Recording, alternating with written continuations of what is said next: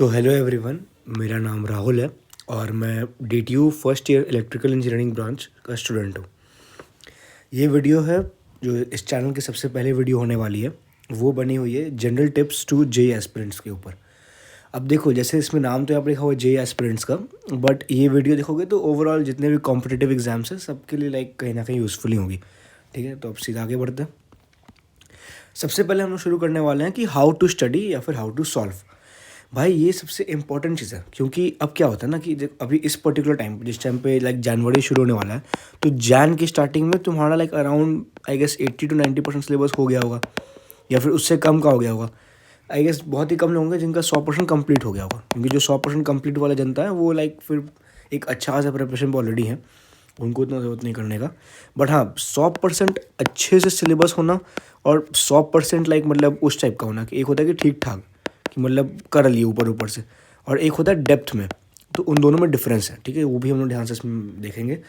सबसे पहले चीज़ बात यह है कि हाउ टू स्टडी। सबसे पहला क्वेश्चन, पढ़ते कैसे करें। और पढ़ने में सबसे इंपॉर्टेंट चीज़ होता है हम लोग का नोट्स।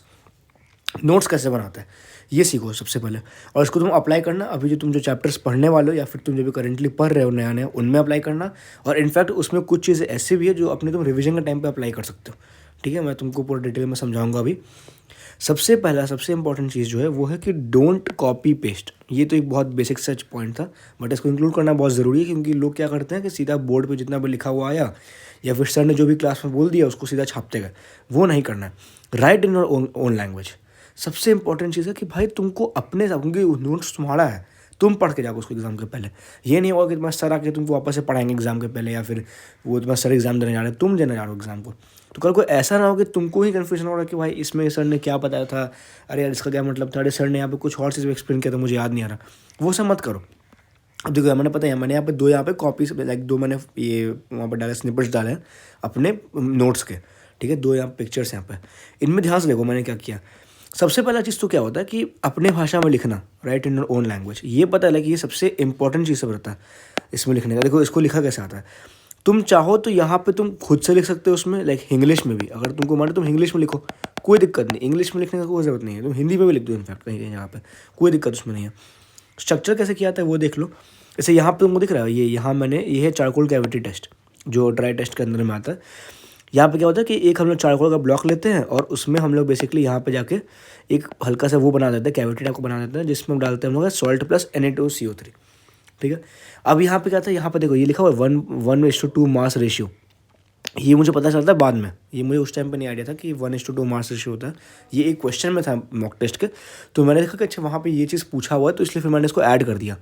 फिर इसका वैसे कुछ रिएक्शंस और भी होते हैं जहाँ पे तुमको लाइक बहुत कुछ तुमको सीखने को मिलेगा क्वेश्चंस के थ्रू, तो उनको तुमको अपने नोट्स में ऐड कर देना। ये पॉइंट आगे भी आने वाला है, बट मैं थोड़ा अभी यहाँ से एक्सप्लेन कर रहा हूँ कि नोट्स बनाते कैसे। ठीक है, सबसे पहली बात तो क्या करो कि अपने भाषा में लिखो। ऐसे मान लो कुछ चीज़ क्या होता है कि सर क्लास में खुद से बोल देते हैं कि सर उस चीज़ को लिखवाते नहीं क्लास में। सर बहुत बार एक्सप्लेन करने के टाइम पे सर वो चीज़ को बोल देते हैं सीधा, वो बोर्ड पे लिखा हुआ नहीं रहता। तो क्या किया करो कि उसको तुम खुद से लिख दिया करो, क्योंकि वही वो चीज़ है ना तुमको बाद में तुमको याद करना पड़ेगा। वही चीज़ जो एग्ज़ाम में सबसे ज़्यादा यूज़फुल होगा। जैसे कि फॉर एग्जाम्पल यहाँ देखना कि पर्पस क्या है, Na2CO3 हम यहाँ पे ऐड क्यों कर रहे हैं। तो purpose of adding Na2CO3 is that metal carbonates decomposes easily on heating to metal oxide. अब ये खुद में एक बहुत इंपॉर्टेंट पॉइंट है, क्योंकि खुद में क्वेश्चन ही आ सकता है सीधा। चारकोल कैविटी टेस्ट से डायरेक्ट क्वेश्चन उठा सकता है जेईई मेंस में, या फिर इनफैक्ट मतलब वही मेंस में मेनली। एडवांस में तो ऐसे कोई क्वेश्चन शायद ही आएंगे, बट हाँ। अब जैसे ये फ्लेम का होता है, फ्लेम का ऑक्सीडाइजिंग फ्लेम कब आता है, रिड्यूसिंग फ्लेम कब आता है। मैंने सिंपली बस हमें डायग्राम बना दिया। अब यहाँ पे था कि देखो यहाँ पे भी क्वेश्चन आया कि चारकोल ब्लॉक ही क्यों, कार्बन ही क्यों। तो कार्बन क्या होता है, कार्बन होता है एक अच्छा रिड्यूसिंग एजेंट। इसीलिए क्या होता है कि हम लोग चारकोल ब्लॉक का यूज़ क्यों करते हैं, क्योंकि एक तो कार्बन एक बहुत अच्छा रिड्यूसिंग एजेंट है, और ऊपर से जो Na2SO4 जो बनता है उसको तुम्हें एड्जॉर्ब भी कर लेगा है। ये 2 पॉइंट्स हो गए यहाँ पे, समझ गए। अब वही चीज़ होता है ना कि भाई हम लोग एग्जैक्टली इन पॉइंट्स को, जो कि बहुत बार क्लास में मिस हो जाता है कि सर उसको बताया था और हम लोग उसको एज मान लेते हैं कि अच्छा हाँ हाँ उस फ्लो में चलते आते हैं, तो हम उसको लिखते नहीं हैं। इसलिए क्या किया करो कि कुछ कुछ चीज़ों को लिखा करो। जैसे तुम्हारे कॉपी में क्या होगा, मैंने यहाँ पे, हाँ मैंने यहाँ बनाया हुआ है यहाँ पे, ये देखो तुम्हारा कॉपी कुछ इस टाइप का होगा। तुम्हारा जो कॉपी का पेज होगा वो कुछ इस टाइप का दिखता होगा कि 2 यहाँ पे वो लाइन्स होंगी, वो रूल्स की लाइन्स, और तुम यहाँ पे लिखते हो कि पूरा अपना कंटेंट सब। यहाँ तुम कंटेंट लिखते हो, यहाँ पे 2 तुम्हारी लाइन्स होती हैं। अब क्या करेगा, ये जो ऊपर का पार्ट होता है ना, वहाँ पे मेनली क्या करते हैं बच्चे, हम लिखते हैं अपने टॉपिक का हेडिंग या वो सब टाइप का चीज़ सब। तो वो तो ठीक है तुम लिखो अपना, बट क्या किया करो कि जिस टाइम पे तुम अपने नोट्स को रिवाइज करते हो या फिर सर जिस टाइम क्लास में ऐसा कुछ इंपॉर्टेंट बता दे, ऐसे मान लो यहाँ पे चल रहा है चारकोल कैविटी टेस्ट, मान लो चारकोल कैविटी टेस्ट चल रहा है, ऐसे ऐसे तुमने वो लिखा, ठीक है। अब मान लो यहाँ एक पॉइंट आया जहाँ पे सर ने क्लास में कुछ एक्स्ट्रा कुछ एक्सप्लेन कर दिया, बट सर ने वो लिखवाया नहीं बोर्ड पे, तो तुम क्या करो, तुम कुछ मत करो, तुम यहाँ पे लिखते गए लाइन सब, यहाँ तुम्हें कुछ इंपॉर्टेंट मिला, यहाँ पे तुम सीधा मान लो एक स्टार मार्क, और फिर ऊपर स्टार मार्क लगा के तुम यहाँ पे उसी को लिखते हो एक्सप्लेन में डिटेल में, सर ने क्या अलग से कुछ एक्स्ट्रा बता दिया जो कि कहीं ना कहीं इंपॉर्टेंट हो सकता है। जैसे कि यहाँ पे देखो, यहाँ पे तुम देखो एक स्टार मार्क यहाँ पे लगा हुआ है, ये स्टार के पीछे रीज़न है। अब जैसे आई गेस इस फोटो में तो शायद नहीं होगा वो वाला पार्ट, बट हाँ ओवरऑल वैसे ही बेस्ट रहता है नोट्स बनाना, कि बेसिकली तुम क्या करो कि तुम इस पूरे पार्ट को तुम उसको यूटिलाइज क्या करो, यहाँ पे तुम एक्स्ट्रा चीज़ को यहाँ पे तुम ऐड कर सकते हो। अच्छा, और कैसे कर सकते हो, और दिखाते हो नोट्स बनाने का और क्या तरीका होता है। एक तो ये हो गया, सेकेंड चीज़ हो जाता है कि ask question to yourself. ये तो तुम इनफैक्ट रिवीजन के टाइम पे भी तुमको करना चाहिए, और नोट्स जब बना के जब तुम क्लास से निकलते हो ना, तब घर पे आके रिवीजन के टाइम पे तुमको ये चीज़ जरूर अपने आप से पूछना चाहिए कि हर एक क्वेश्चन अपने आप से पूछो कि क्या तुमको एक्चुअली में समझ में आया है सर ने क्या पढ़ाया, क्या तुम एक्चुअली समझ पाए कि सर ने क्या पढ़ाया। जैसे मान लो ये एक रिएक्शन है, ठीक है, यहाँ से क्या होता है कि जो फिनॉल होता है वो बनता है ईथर, NaOH और R2SO4 से। अब यहाँ पे क्या है ना कि यहाँ पे तुमको थोड़ा खुद का दिमाग पे लगाना है, ये नहीं कि सर ने रिएक्शन लिखवा के सर सीधा आगे बढ़ गए तो तुम भी सीधा आगे बढ़ गए। मैं जिस टाइम पे पढ़ा था उस टाइम मेरे दिमाग में क्वेश्चन है कि अगर दोनों के दोनों R ग्रुप अगर डिफरेंट अगर रहे तब क्या होगा, क्योंकि यहाँ मैंने लिख रखा है कि अगर मान लो यहाँ पे R की जगह यहाँ पे अगर R और R' अगर हो तब क्या होगा यहाँ पे इस पूरे रिएक्शन का, तब कौन सा R जाएगा वहाँ पे, वो फिर सवाल जाएगा। अगर दोनों के दोनों R डिफरेंट अगर हैं तो फिर कौन सा R जाएगा, क्योंकि यहाँ मैंने लिख रखा है जो लेस हिंडर्ड R होगा वो जाएगा। अभी सुनने में तो काफ़ी लगता है कि हाँ ठीक है, ऑब्वियस है कि लेस हिंडर्ड ही जाएगा, जिनका ऑर्गेनिक थोड़ा स्ट्रॉन्ग होगा उनको तो ये लगेगा कि हाँ ऑब्वियस है। बट यही ऑब्वियसली बहुत बड़ा एग्जाम में तुमको कंफ्यूज कर देंगे कि अरे यार ये कैसे हो गया, ये वाला R क्यों चला गया, ऐसे कैसे हो गया, है ना। उस टाइप का बहुत बड़ा कन्फ्यूजन आता है उस टाइम पे कि नहीं यहाँ पे SN1 हो जाएगा, तो यहाँ पे वो 3 डिग्री के R को देखना शुरू कर देते हैं कि वो कार्बोकैटायन बन जाएगा, वैसा कुछ। तो उस टाइप को वैसे दिमाग नहीं लगाना है, बेसिकली यहाँ पे एक लेस हिंडर्ड जो R होता है वो जाता है यहाँ पे। तो ये चीज़ पता है कि ये चीज़ सर ने क्लास में बताया था, ये मैंने अलग से सर से पूछा था कि सर ये अगर यहाँ पे कोई दोनों डिफरेंट R अगर हैं तब क्या करूँगा। तो ये क्वेश्चन तो दिमाग में आना चाहिए अलग से, समझे, इसलिए। और ये क्वेश्चन दिमाग में कैसे है, जब मैंने खुद से क्वेश्चन पूछा कि भाई चलो ठीक है 2 R तो चलो ठीक है दोनों सेम है तो कोई दिक्कत नहीं, बट अगर दोनों डिफरेंट है तब क्या। तो ये सब चीज़ें पूछा करो खुद से, लाइक ऐसे फिर रिवीजन तुम और क्लियरली समझोगे ना। इस रिएक्शन को तुम रटने से क्या समझोगे, कुछ नहीं समझने वाला है तुमको, कुछ नहीं मतलब लाइक वो पल्ले पड़ेगा, तुमको बस सीधा रटना पड़ेगा रिएक्शन को। बट जब तुम खुद से क्वेश्चन पूछना शुरू करोगे ना तो फिर रिएक्शन तुमको बाय हार्ट तुमको अपने आप याद हो जाएगा, तुम खुद ही याद कर लोगे रिएक्शन को, तुमको फिर उतना भी प्रेशर नहीं लगाना पड़ेगा अपने ऊपर बार बार याद करने का। समझ गए, ये सब चीज़ सब हो गया। अच्छा अब देखो, ऐसे देखो यहाँ पे दिख रहा है, मैंने यहाँ पे हिंदी में लिख रखा है कि अंदर फूंक मारो और बाहर फूंक मारो, है ना। कि अगर तुम फ्लेम के अंदर फूंक मारते हो तब आता है ऑक्सीडाइजिंग फ्लेम, और तुम फ्लेम के बाहर से फूंक मारते हो तब आता है रिड्यूसिंग फ्लेम। समझे, तो देखो ऐसे ही लिखा करो नोट्स में, ये सब चीज़ें बहुत ज़्यादा इंपॉर्टेंट होती हैं। समझ गए। उसके बाद क्या होता है कि हर चैप्टर के बाद 3-4 पेज को छोड़ दिया करो। ये बहुत इंपॉर्टेंट चीज़ है कि यहाँ पे तुम अपनी लर्निंग्स लिखोगे खुद से। क्या होता है ना कि नोट्स बनाने के बाद तुम क्या करते हो, तुम बढ़ते हो प्रॉब्लम सॉल्विंग के ऊपर। अब क्या हो, सॉल्विंग के टाइम पे तुमको कंसेप्ट्स तुमको होंगे रीडिफाइन, या फिर तुम बोल दो बेसिकली रिफाइन होंगे। कंसेप्ट्स रिफाइनमेंट होता है वहाँ पे कि क्या पता तुम जिस टाइम पे कंसेप्ट पढ़ रहे थे उस टाइम पे तुमने कंसेप्ट को इस डायमेंशन देखा हो, और क्या पता क्वेश्चन इस डायमेंशन से पूछ रहा हो, है ना। तो बेसिकली क्या हुआ, तुम एक नया एप्लीकेशन सीखते हो उस कंसेप्ट का। तो बहुत बार क्या करो कि अगर तुम कुछ नया सीखते हो ना तो तुम उसको अपने नोट्स में उसको ऐड कर दिया करो, ठीक है। अब ऑब्वियसली इस टाइम अपना नोट्स तुम पूरा भर दिए हो तो फिर तो उतना जगह होगा नहीं बचा हुआ, तो फिर क्या करो कि लास्ट के 3-4 पेज छोड़ दिया करो। चैप्टर खत्म होने के बाद नया चैप्टर डायरेक्टली नए पेज से शुरू ना करके तुम 3-4 पेज बीच में छोड़ दो और फिर तुम नया चैप्टर शुरू करो। कि जिस टाइम पे तुम सॉल्विंग करोगे, जिस टाइम पे तुम मॉक टेस्ट दोगे और जब वहाँ से तुम कुछ नया सीखोगे तो उस नए सीखे हुए चीज़ को अपने तुम नोट्स में ऐड कर दोगे, और जब तुम नेक्स्ट टाइम रिवाइज करोगे अपने चैप्टर को तो कुछ एक्स्ट्रा चीज़ें भी वहाँ पे आ जाएंगे। अब देखिए क्यों इंपॉर्टेंट हो गया वो। अब सोचो कि तुम्हें जो लर्निंग्स होंगे, जो मॉक टेस्ट तुम देते हो या फिर तुम जो भी तुम सॉल्विंग करते हो, वो सॉल्विंग बस इसलिए नहीं होता कि तुम क्वेश्चन बना लिए, ये आज मैंने 100 क्वेश्चन बना लिए, आज मैंने 2 मॉक टेस्ट दे दिए, नहीं, इसके लिए तो होता ही नहीं। वो होता है एनालिसिस के लिए, और जो मेन जो सॉल्विंग होता है वो होता है लर्निंग के लिए, लर्निंग पर्पस है, लाइक लर्न करना चीज़ों को। और लर्निंग कैसे होगी, लर्निंग तब होगी इस टाइम पे उसको तुम बार बार उसको तुम रिवाइज करोगे, देखते रहोगे, क्योंकि एक बार तुम्हारे दिमाग से कोई चीज़ निकल गया तो फिर तो कहाँ तुमको याद आएगा वो चीज़, है ना। इसलिए ये बहुत ज़्यादा इंपॉर्टेंट है कि तुम हर चैप्टर के बाद 3-4 पेज को छोड़ो और वहाँ पे अपने लर्निंग्स को ऐड कर दो, ठीक है। समझ गए। तो नोट्स ओवरऑल बनाते हैं ऐसे, ठीक है, क्लास में ध्यान देके समझ के, कॉपी पेस्ट ना करके बेसिकली अपने खुद के लैंग्वेज में लिख के अपने आप से क्वेश्चंस पूछ के हर जगह पे कि मुझे एक्चुअली में समझ में आ भी रहा है कि नहीं आ रहा है, या फिर डिफरेंट तरह के लाइक रिसोर्सेज को यूज़ करके, मान लो मैंने नेट से थोड़ा देखा कि अच्छा ठीक है एग्जैक्टली कैसे काम करता है, या मैंने एनसीईआरटी पढ़ा, या मैंने कुछ और मैंने अपने सर से बात की कि सर कैसे करना है, तो उन्होंने बताया कि ये किताब को यूज़ करो, उस टाइप का। तो वैसे करके बेसिकली अपनी क्यूरियोसिटी को तुमको जिंदा रखना है भाई। क्यूरियोसिटी जैसे तुम्हें मर गया ना जेई के अंदर, तो फिर तुम आगे तुमको प्रिपरेशन कर ही नहीं पाओगे ढंग से, फिर तुम्हारा मज़ा ही खत्म हो जाएगा प्रिपरेशन का।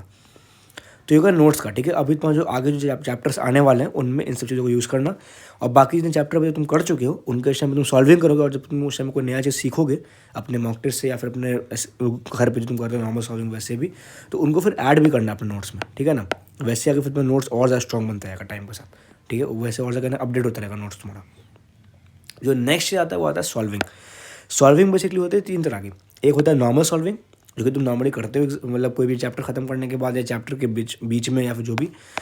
एक होता है टाइम बाउंड सॉल्विंग और एक होता है मॉक टेस्ट। ये 3 तरह के सॉल्विंग के मेथड्स होते हैं। सबसे पहले बात में करते हैं नॉर्मल सॉल्विंग का। नॉर्मल सॉल्विंग क्या होता है कि भाई सबसे इंपॉर्टेंट चीज़ जो ना होता है नॉर्मल सॉल्विंग का, ये होता ही क्यों है, ये होता है चैप्टर के लिए वहाँ पे तुम्हारा वो बनाना, जैसे कि तुम्हारा कंफर्टेबिलिटी बनाना, कि तुम कंफर्टेबल बनो चैप्टर के अंदर, तो तुमको आदत पड़े इस चीज़ का, क्योंकि तुम्हारा दिमाग कोई नया चीज़ सीखा है, उसको आदत नहीं है इस चीज़ का भी कि भाई ये फॉर्मूला यहाँ बार बार अप्लाई करना है, कैसे अप्लाई करना है, एप्लीकेशन को कैसे स्ट्रॉन्ग करना है, कौन से क्वेश्चन में क्या लगाना है, उसको नहीं आता। वो तो अभी सीख रहा था ना, अभी तो जस्ट कॉन्सेप्ट सीख के अभी काफ़ी फ्रेश है दिमाग तुम्हारा। तो उसको बेसिकली कंफर्टेबल बनाने के लिए होता है नॉर्मल सॉल्विंग, कि तुम घर पे जो सिंपली सॉल्विंग करते हो अपने मॉड्यूल से या अपने डीपीपी से, या फिर तुम मेंस के क्वेश्चन लगाते हो, कुछ भी करते हो, वो होता है नॉर्मल सॉल्विंग। सबसे इंपॉर्टेंट चीज़ तुमको सीखना है नॉर्मल सॉल्विंग के अंदर कि do not give up early. भाई नॉर्मल सॉल्विंग इसलिए नहीं बना कि तुम 10 मिनट 5 मिनट लगाया मुश्किल से क्वेश्चन पे, नहीं बना तो पीछे से आंसर देके छाप के तुम आगे बढ़ गए, ये नहीं करना होता, ठीक है ना। और ये भी नहीं करना होता कि आंसर देखे पीछे और बोले कि ओ अच्छा ये करना था, अच्छा अच्छा ठीक है चलो आगे बढ़ जाता है, ये नहीं। ये क्या होता है, तो फिर तुम भूले जाओगे, तुम एग्जाम में फिर गलती करके जाओगे। और वही होता है, तुम देखोगे कि भाई जो क्वेश्चन घर पे सही बन गया था वो एग्जाम में गलती बन जा रहा है। क्यों बन रहा है, क्योंकि तुमने वो सीखा ही नहीं ढंग से उसको, तुमने बस सॉल्यूशन देखा और बस तुम एक्सेप्ट कर लिया कि अच्छा हाँ हाँ हाँ ठीक है यही हुआ था, चलो आगे बढ़ते। वैसे नहीं करना। सबसे इंपॉर्टेंट चीज़, मान लो तुम घर पे कोई भी तुम क्वेश्चन बना रहे हो, तो एक तो तुम टाइम रखो अपना फिक्स का कि भाई मुझे एक क्वेश्चन मुझे इतना टाइम देना ही देना है। अगर वो क्वेश्चन मेरे से नहीं बन पा रहा है तो 3 तरीके होंगे, या तो वो क्वेश्चन मेरे से बन ही नहीं पा रहा है कि भाई मुझे कुछ पढ़ ले ही नहीं पा रहा कि भाई क्या पूछ दिया इसमें अजीब टाइप का, या तो भाई होगा कि भाई ठीक है मतलब मुश्किल हो रहा है बट हाँ कहीं ना कहीं भाई थोड़ा दिमाग लगाएंगे क्या पता बन जाए उस टाइप का। जो पढ़ ले ही ना पड़े या फिर जो ना बने या जो भी जैसे टाइप का क्वेश्चन रहे, तुम्हें पूरा फॉलो कैसे करना है वो देखो। क्वेश्चन जब तुमसे ना बने, सबसे इंपॉर्टेंट जो होता है वो होता है रिविजिट कॉन्सेप्ट्स। पहले तुमको ये करना है, कंसेप्ट जाके पढ़ो जो उस क्वेश्चन से रिलेटेड तुमको लगता है कि हाँ इस क्वेश्चन में ये कंसेप्ट लगेगा या फिर ऐसे बनेगा बट मेरे से बन नहीं पा रहा, तो पहले आकर तुम अपना नोट्स खोलो, जाके देखो, पढ़ो, सीखो कि अच्छा ठीक है कंसेप्ट कहीं ऐसा तो नहीं कि मुझे कहीं कंसेप्ट को गलती आ रहा है, या फिर क्या पता सर ने वो चीज़ क्लास में पढ़ाया हो और मुझे कभी उस टाइम पर याद ना आ रहा हो। तो भाई तुमको वो करना है, अपने कंसेप्ट देखो। अगर तुम किसी बुक को फॉलो करते हो तो उस बुक के थ्योरी को देखो, उस पर्टिकुलर पार्ट को, और वो देख के वहाँ से समझो। उसके बाद क्या कि भाई सेकंड चीज़ ये होता है कि अगर मान लो तुमने दे दिया अच्छा खासा टाइम, लेट से बाद 20 मिनट बीत गया, आधे घंटे बीत गया, अब ऑब्वियसली तुम्हें क्वेश्चन में ज़्यादा टाइम नहीं दे सकते भाई, तुमको तो और भी क्वेश्चन बनाना है, ऐसे फिर तो पूरा दिन का टाइम निकल जाएगा कि क्वेश्चन बनाते बनाते। कुछ मत करो। मैं पता क्या करता था कि मैं उन क्वेश्चंस का एक या तो फोटो खींच के या उनको ऐसे कुछ मार्क वार्क करके अपने कॉपी में मैं उन क्वेश्चन छोड़ के आगे बढ़ जाता था, और फिर मैं नेक्स्ट डे या फिर उसी दिन के रात में मैं लेके बैठता था कि यार ये बना क्यों नहीं मेरे से, क्या दिक्कत आखिर इसमें हो रहा है। और पता है जो लूप था ना सोचने का, ये चलता था एटलीस्ट 1 हफ्ता, कि मैं एक क्वेश्चन को जब भी मुझे समय मिलता था अपने पढ़ाई को छोड़ के अपार्ट फ्रॉम माई स्टडीज़, कि मान लो मैं अपना खाना खाने बैठा या फिर जब मान लो मैं ऐसे सो के उठाऊँ उस टाइम पे, तो पता है मेरे दिमाग में वही चलता था कि यार ये क्वेश्चन मेरे से बना क्यों नहीं, क्या दिक्कत है, मैं एग्जैक्टली कहाँ मैं मिस कर रहा हूँ उस चीज़ को, समझे। अगर अभी टाइम थोड़ा कम है तो अभी 2 से 3 दिन तो तुमको एटलीस्ट एक क्वेश्चन को देना ही चाहिए, लगातार नहीं ऑब्वियसली, लगातार बिल्कुल नहीं, बट हाँ कैसे, पहले दिन फर्स्ट डे तुम्हारा फर्स्ट डे तुम्हारा क्वेश्चन का, उस क्वेश्चन को तुम दो लाइक कम से कम 10 मिनट का टाइमिंग दो, और सोचो, ये नहीं कि बस बैठे हुए हैं बस क्वेश्चन को देखे जा रहे हैं कि अरे अरे कैसे बनेगा, नहीं, लिखो, जितना आ रहा है उतना लिखो। अरे कंसेप्ट लिख दो भाई यहाँ पर एक बार, वही कर दो, कम से कम रिविजन हो जाएगा उसी बहाने, करो लिखो। और ये तुमको फोर्स करके ही करना पड़ेगा, ये ऐसे नहीं आएगा, ये आता है मेरे में क्वेश्चन सीखने से ही, क्वेश्चन बनाने से ही आता है ये चीज़, तो सॉल्विंग से ही आएगा ये। अगर तुम अपने दिमाग को इतना प्रेशर डालना ही नहीं सीखोगे तो फिर तुम एडवांस के क्वेश्चन कैसे बनाओगे, तो मेंस के क्वेश्चन कैसे बनाओगे, जितने भी टफ क्वेश्चन आते हैं मेंस में तुम कैसे बनाओगे, मैथ्स को फिर तुम कैसे हैंडल कर पाओगे, जितना दिमाग को तो प्रेशर का आदत होगा ही नहीं। उसको तो हमेशा आदत लगा हुआ कि हाँ भाई 5 मिनट दिए, मुश्किल से सोचे और फिर सीधा आंसर देख लिया। अपने ब्रेन को वैसे ट्रेन मत करो, अपने ब्रेन को ट्रेन ही ऐसा करो कि भाई कोई भी दिक्कत हो, कहीं भी दिक्कत हो, कुछ भी हो, भाई मुझे गिव अप नहीं करना है, मैं लगा रहूँगा क्वेश्चन पे, मैं पूछूंगा ही नहीं किसी से। बहुत होगा तो मैं बस वहाँ पे एक जगह हिंट ले लूँगा अपने किसी सर से, उनको बोलूँगा कि सर आप मुझे बस एक हिंट दो, मुझे जानना ही नहीं सोल्यूशन क्या, मैं खुद से बनाऊँगा, आप बस मुझे छोटा सा मुझे एक हिंट दे दो। तो वैसे सोचो, है ना, उस टाइप का रखो अपना माइंड सेट। कभी भी ये नहीं करना कि अरे अरे सीधा आंसर देख लिए, सीधा आंसर छाप लिए, नहीं, उसके लिए तो बनाया नहीं था ना क्वेश्चन, वो फिर तुम सीखेगा उससे। अच्छा, जिस टाइम पे तुम टाइम दे दोगे, जब फाइनली होगा कि यार बहुत टाइम दिया नहीं बन पा रहा, इसका मतलब ये है कि इस क्वेश्चन में सीखने के लिए बहुत कुछ है। ठीक है, अगर तुम मटेरियल तुम्हें अच्छा लगा हो तो उसका मतलब उस क्वेश्चन में सीखने के लिए बहुत कुछ है। अब है कि लर्न फ्रॉम सॉल्यूशंस। सबसे इंपॉर्टेंट बात, भाई तुम लोग ये करते ही नहीं हो। मैंने देखा, मैं बहुत जे एस्पिरेंट्स को, लाइक मैंने अपने खुद के जे की तैयारी में देखा है, अपने क्लास में काफ़ी बच्चों को, मैं इस टाइम पीजी में था तो अपने पीजी के लाइक आसपास में जितने बच्चे थे उनको मैं देखता था, भाई क्वेश्चन में 5 मिनट दिया, नहीं बना, सोल्यूशन देखा, अब पढ़ के ओ अच्छा ये करना था, अच्छा अच्छा ठीक है ठीक है, आगे बढ़ गए। भाई तो उससे तुम क्या सीखे, कुछ सोचो कभी कि तुमसे क्यों नहीं बना। सोल्यूशन देखने के बाद सबसे पहले दिमाग में कुछ नहीं आना चाहिए कि भाई मेरे से क्यों नहीं बना ये क्वेश्चन, इसमें ऐसा क्या खास कर दिया इसने।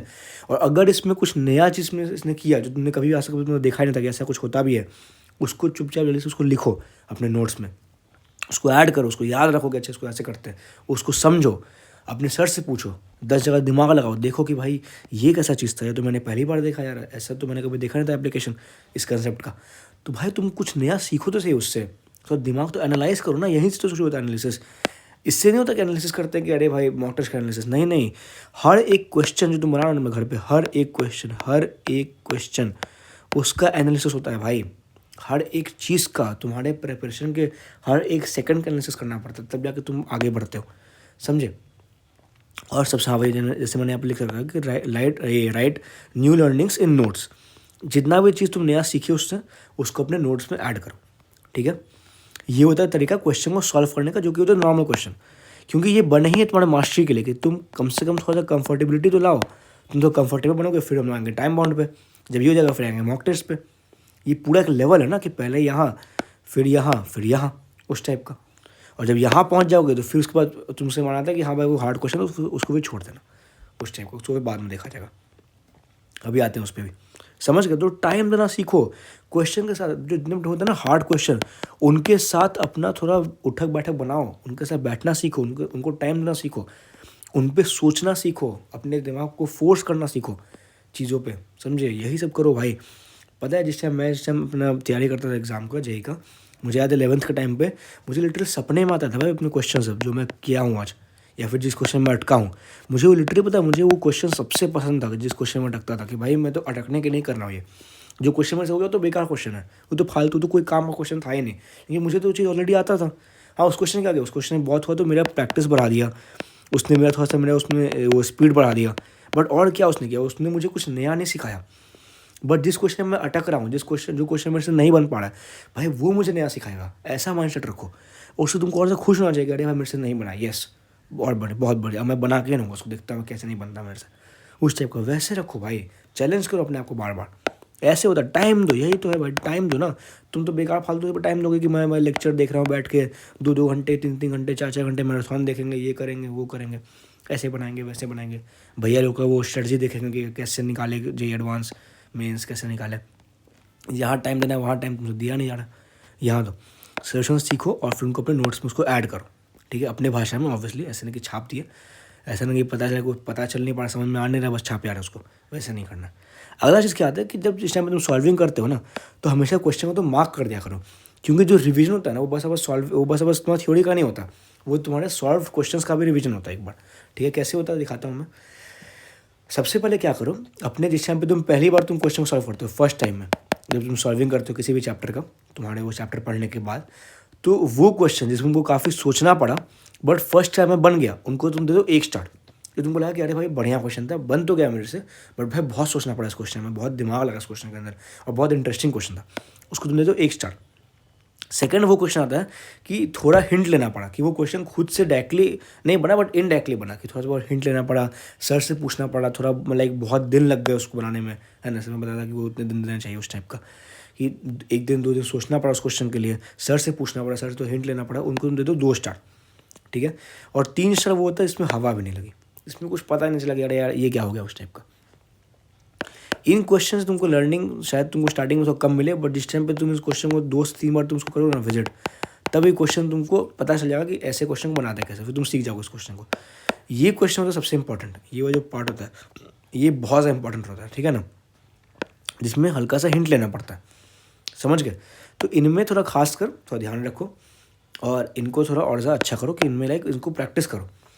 जिस टाइम पे तुम चैप्टर का रिवीजन पूरा अपना कंप्लीट कर ले, तुम्हारा मटेरियल पूरा का पूरा सॉल्व हो गया, तो फिर जब तुम वापस आओगे रिवीजन पे, तो फिर तुमको इन क्वेश्चन को देखना ही है वापस से, ये तुमसे बन जाएंगे, इसका टेंशन मत लो, ये तुमसे फिर से बन जाएंगे उस टाइम पे। बहुत ही ऐसा कुछ कमी क्वेश्चन हो तुमसे ना बने, वरना तुमसे कब बन जाएंगे। ये क्वेश्चन में तुमको दिक्कत होगा और ये भी क्वेश्चन में तुमको दिक्कत तुमको होगा, या क्या पता तुमको याद ही हो गया उस टाइम तो, कि अरे अच्छा ये तो याद है यार, ये तो इसमें बहुत फंसे थे, इसमें तो हवा ही नहीं लगा था, कैसे बनाना, समझे। और वही सेम चीज़ यहाँ भी, कि जो भी नया कुछ सीखो उसको अपने नोट्स में ऐड कर दो, कुछ नए कंसेप्ट को, कुछ नए एप्लीकेशन को अपने नोट्स में ऐड कर दो, समझ गए। ये हो गया पूरा का पूरा तरीका कि कैसे करते हैं, पूरा मार्किंग कैसे करते हैं, वो सब किया करो और उसको हमेशा विजिट करो। रिवीजन इसी को बोलते हैं, रिवीजन में आना धीरे धीरे, बट तुमको इतना दिख रहा है कि मैं रिवीजन के बाद स्टार्टिंग से ही कर रहा हूँ, रिवीजन बाद में भी आएगा, यहाँ पे तुम्हारा ऊपर है हाउ टू रिवाइज, बट मैं भी स्टार्टिंग से तुमको समझा दे रहा हूँ कि रिवाइजन कैसे करते हैं। पहले आ गया नॉर्मल सॉल्विंग, अब आता है टाइम बाउंड सॉल्विंग। सो अब आते हैं नेक्स्ट चीज़ पे जो कि है टाइम बाउंड सॉल्विंग। अच्छा, अब देखो टाइम बाउंड सॉल्विंग एग्जैक्टली कैसे करते हैं, पहले वो सीखो। टाइम बाउंड सॉल्विंग को बोलते हैं मॉक टेस्ट का मॉक टेस्ट, समझ गए। अगर तुमको इस मॉक टेस्ट में अच्छा करना है ना, तो तुमको इसको अच्छा करना पड़ेगा।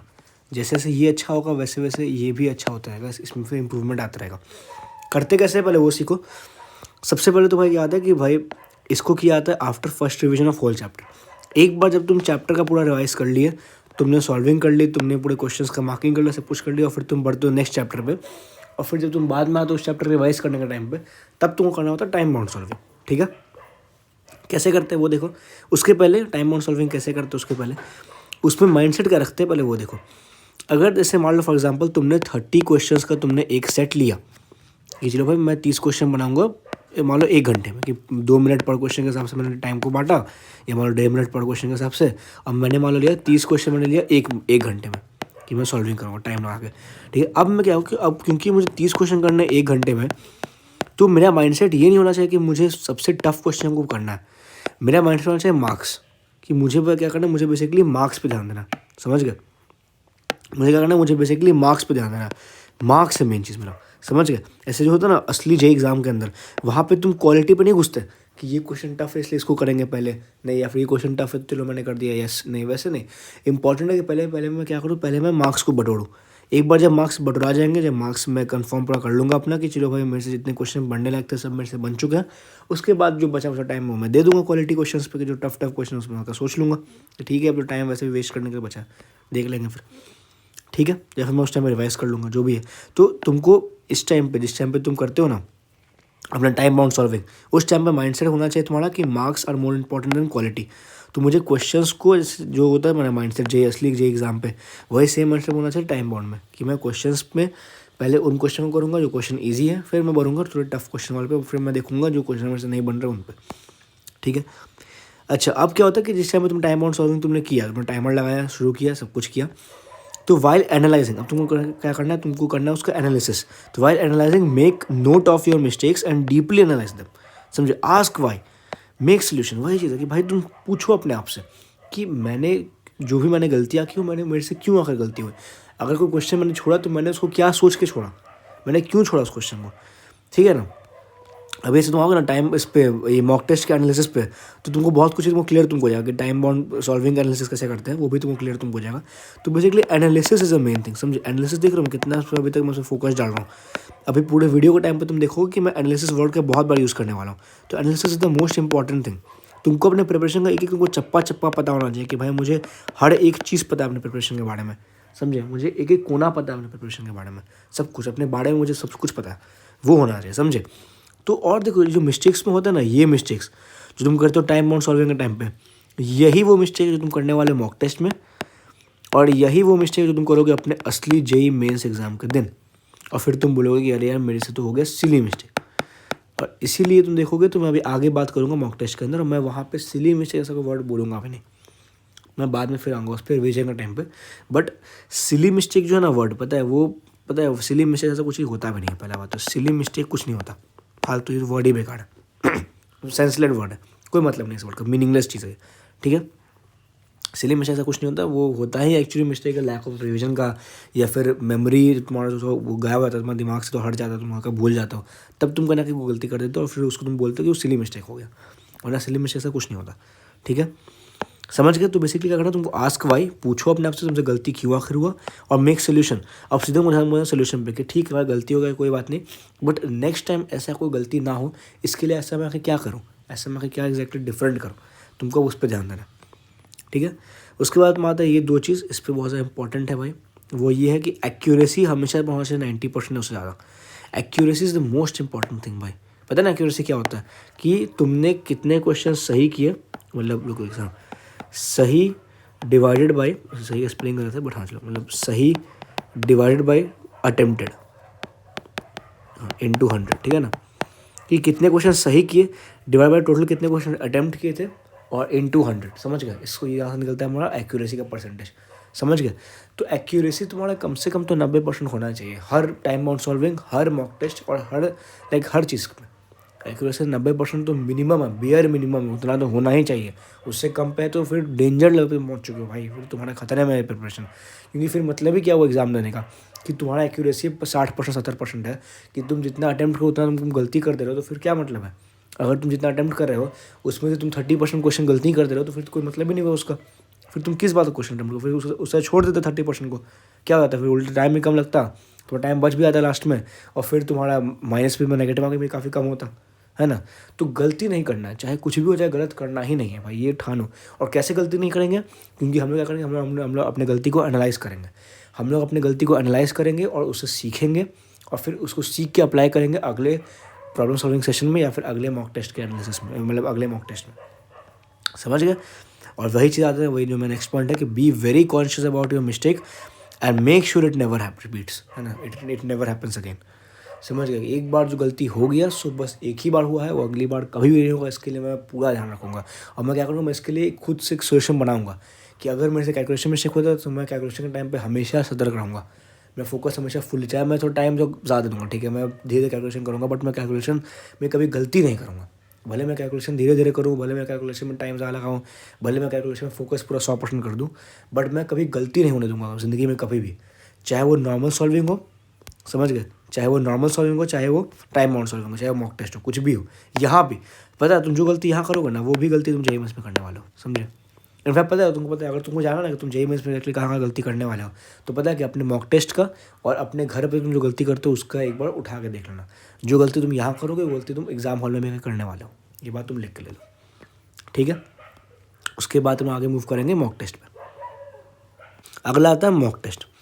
जिस टाइम पे तुमने कर लिया नॉर्मल एनालिसिस, तो क्या होगा, तुम्हारा यहाँ पे हो गया बेसिकली, तुम यहाँ पे तुम कंफर्टेबल तुम कंसेप्ट के साथ, फिर तुमने क्या टाइम बाउंड सॉल्विंग, फिर तुम होगा टाइम के साथ, फिर तुम होगा कंफर्टेबल।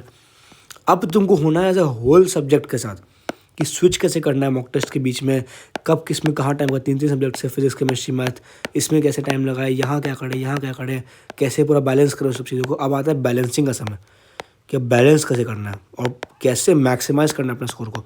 अब हम बात करने वाले उस पर, मैक्सिमाइज़ कैसे करना है अपने स्कोर को, ठीक है।